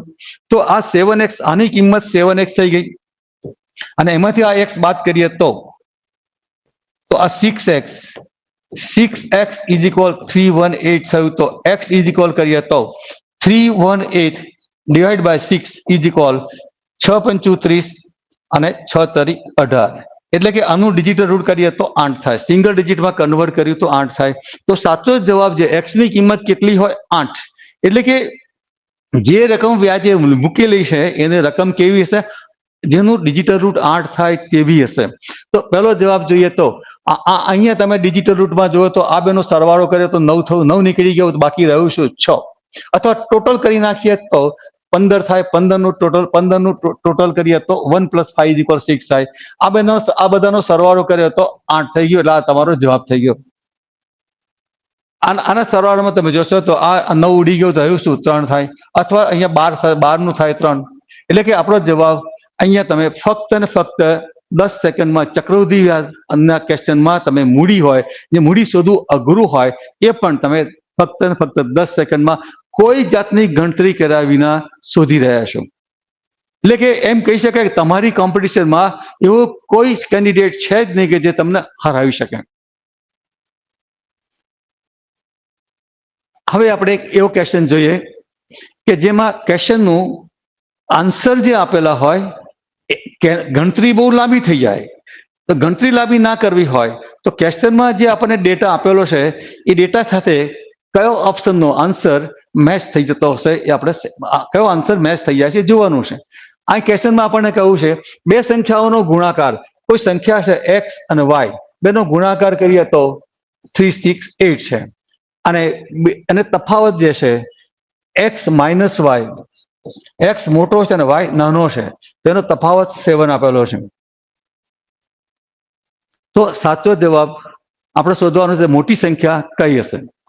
આ બે સંખ્યામાંથી મોટી સંખ્યા કઈ છે આપણને ખબર નહીં પડે. હા, અહીંથી આનાથી ખ્યાલ આવે x ની વેલ્યુ આપણે શોધવી છે. x મોટો છે અને y નાનો છે, તો x ની વેલ્યુ શોધવી હોય તો અહીંયા તમે જોશો, ધારો કે મોટી સંખ્યા x છે તો નાની સંખ્યા x - 7, બેનો તફાવત કેટલો હતો 7. એટલે મોટી સંખ્યા x સપોઝ કરી તો નાની સંખ્યા આપણને મળી ગઈ x - 7. હવે આ બેનો ગુણાકાર કરીએ તો 368 એઝ પર ક્વેશ્ચનમાં જે આપેલું છે આપણે સોલ્વ કરી રહ્યા છે. આ બ્રેકેટ ખોલી નાખીએ તો x² - 7x = 368 થાય. તો અહીંયા આ બાજુ લઈ આવીએ 368, તો આ વર્ગાત્મક સમીકરણ થયું, બાયનોમિયલ ઇક્વેશન થયું. અને આને સોલ્વ કરવા માટે તમે જાણો છો કે આના 368 ના 2 ફેક્ટર કરવાના એવા કે જેથી આ બેનો ગુણાકાર કરીએ તો આ બે સરખો આ થઈ જવું છે. આ બધું સોલ્વ કરીએ તો તમને મેન્ટલ સ્ટ્રેસ પણ થવાનો, વધારે ટાઈમ પણ વપરાવાનો અને મિસ્ટેક પણ થવાની. અને જો 368 ને સ્પીડ કરતા તમને આ બે ભાગ કરતા ન આવડ્યું તો તમારો જવાબ અહીંયા સોલ્વ થવાનો જ નથી, ક્વેશ્ચન છોડી જ દેવો પડે. આ બધી પરિસ્થિતિ તમે જોશો તો એના બદલે તમે સોલ્વ કરો તો એના બદલે સૌથી સારો એક જ રસ્તો છે કે તમારો આ જવાબ જે છે પહેલો જવાબ 23 છે. તો એનો અર્થ શું થયો કે અહીંયા 3 લખીએ અને અહીંયા 2 લખીએ. સોરી, આપણે પૂછવાનું કહ્યું મોટી સંખ્યા 23 છે, રાઈટ? 23 મોટી સંખ્યા જો 23 હોય, મોટી સંખ્યા 23 હોય તો નાની સંખ્યા એના કરતા 7 ઓછી એટલે 16 હોય. તો 23 ગુણ્યા 16 કરીએ, 23 ગુણ્યા 16 કરીએ તો 6 તરી 18 નો છેલ્લો આંકડો શું આવશે? 8. તો આ બેનો ગુણાકારમાં છેલ્લે 8 આવી ગયો. અથવા બીજી વાત કે આ બે સંખ્યા હોય, આ બે સંખ્યાનો ડિજિટલ રૂટ કરીએ તો 5 થાય, આ બે સંખ્યાનો ડિજિટલ રૂટ કરીએ તો 7 થાય. આપણે ચેક કરી રહ્યા છે ડિજિટલ રૂટથી. આપણે પહેલો જવાબ સિલેક્ટ કર્યો, 23 સાચો છે એમ માની લીધું અને ચેક કરી રહ્યા છે, ડેટા આપણને આપેલો છે એની જોડે. તો પહેલો x અને y નો તફાવત કેટલો છે? 7. તો પહેલી સંખ્યા જો સમજો 23 હોય, પહેલો જવાબ મોટી સંખ્યા 23 હોય તો નાની સંખ્યામાં 7 ઓછા કરીએ તો નાની સંખ્યા મળી જાય. આ બેનો સરવાળો, આ બેનું ડિજિટલ રૂટ કર્યું તો 5 થયું, આનું ડિજિટલ રૂટ થયું 7. 7 ગુણ્યા 5 કર્યું તો 35 થયું. 35 ના બે આંકડાનો સરવાળો કર્યો તો 8 થાય. તો અહીંયા તમારો જવાબ જે છે એ બેનો ગુણાકાર જે કરીએ, આ બેનો ગુણાકાર કરીએ તો ગુણાકાર કેટલો આપ્યો છે? 368 આપ્યું છે. તો એ ગુણાકાર કેટલો થવો જોઈએ? 8 થવું જોઈએ. ટોટલ કરીએ તો 8 થઈ જાય છે. અહીંયા 3 ને 6 9, 9 = 0 અથવા 9 + 8 = 17 થયું. અને 17 નું ટોટલ થયું તે 8. તો એનો અર્થ શું થયો કે આપણો જવાબ સાચો છે. તો દોસ્તો અહીંયા પણ કેટલીક વખત મેં તમને અગાઉ કહ્યું એવા કુલ વધુમાં વધુ 5 પેટર્ન છે. એક છે ડિજિટલ રૂટ, બીજી છે લાસ્ટ ડિજિટ, ત્રીજી આપણે જોઈ તે વિભાજ્યતાની ચાવીઓ એટલે ROD, રૂલ્સ ઓફ ડિવિઝિબિલિટી. ચોથું હતું એપ્રોક્સિમેટ વેલ્યુ. અને આ પાંચમું આપણે જોયું તે ઓપ્શન ટ્રાય કરવા, ઓપ્શન આપેલા હોય તે ટ્રાય કરવાથી. બસ આ 5 જ પેટર્ન જો આપણે શીખી લઈએ તો આપણી આ ગૌણ સેવાની પરીક્ષામાં જે મેથ્સનો જે વધારે પડતો વેટેજ છે એ પ્રિલિમિનરી પરીક્ષામાં પણ છે અને મુખ્ય પરીક્ષામાં પણ છે. તો દોસ્તો આ જે વેટેજ જે આપ્યું છે ને આપણે આપણી કેરિયર બનાવવા માટે આપણા જીવનમાં જે તક મળી છે આ ખરેખર લોકો તો એવું સમજે કે આ આપત્તિ આવી ગઈ છે, પણ હકીકતમાં દોસ્તો આ એક તક મળી છે આપણને કોમ્પિટિશનમાં ટકી રહેવા માટેની. તો દોસ્તો આ બધી મેથડો જે છે એ શીખી લઈએ, આ 5 મેથડો શીખી લઈએ તો તમારા આવા મેથ્સમાં ઘણા બધા પ્રશ્નો તો આ બધા આસાનીથી સોલ્વ કરતા તમને આવડી જાય, તો તમે without stress, without mistake, speedy તમે આન્સર લાવી શકો છો. તો દોસ્તો અહીંયા એક પ્રયત્ન કર્યો છે, તમે અહીંયા જે મેં તમને શીખવવાનો કોશિશ કર્યો છે એ ટાઈપના હજુ એવા વધારે નંબર ઓફ ક્વેશ્ચન દરેક ચેપ્ટરમાં જઈને સોલ્વ કરીએ અને એ રીતે જો આપણે કરીએ તો આપણે ડેફિનેટલી આપણે વધારે સારું પરફોર્મ કરી શકીએ, વધારે સારો સ્કોર કરી શકીએ એ માટેનો પ્રયત્ન કર્યો છે. છતાં પણ તમને આ અંગે મેં કંઈ શીખવ્યું એમાં તમને કોઈ દીધા હોય, કોઈ ડાઉટ હોય, કોઈ એવો કોઈ કોમેન્ટ્સમાં તમે જરૂર કોમેન્ટ બોક્સમાં લખી શકો છો અને એનો તમને જરૂર રિપ્લાય પણ મળી જશે. તો દોસ્તો wish you all the best. તમે આ પરીક્ષામાં ખૂબ સારી સફળતા મળો અને હવે તમે મારા આ લેક્ચરથી તમને કોન્ફિડન્સ બિલ્ડઅપ થયો હશે અને તમારું જે નિરુત્સાહ થઈ ગયેલા હતા તો તમે ઉત્સાહિત થઈને આ પરીક્ષામાં પાસ થવા માટેની ઉજળી તકો તમે જોઈ રહ્યા છો. Wish you all the best again.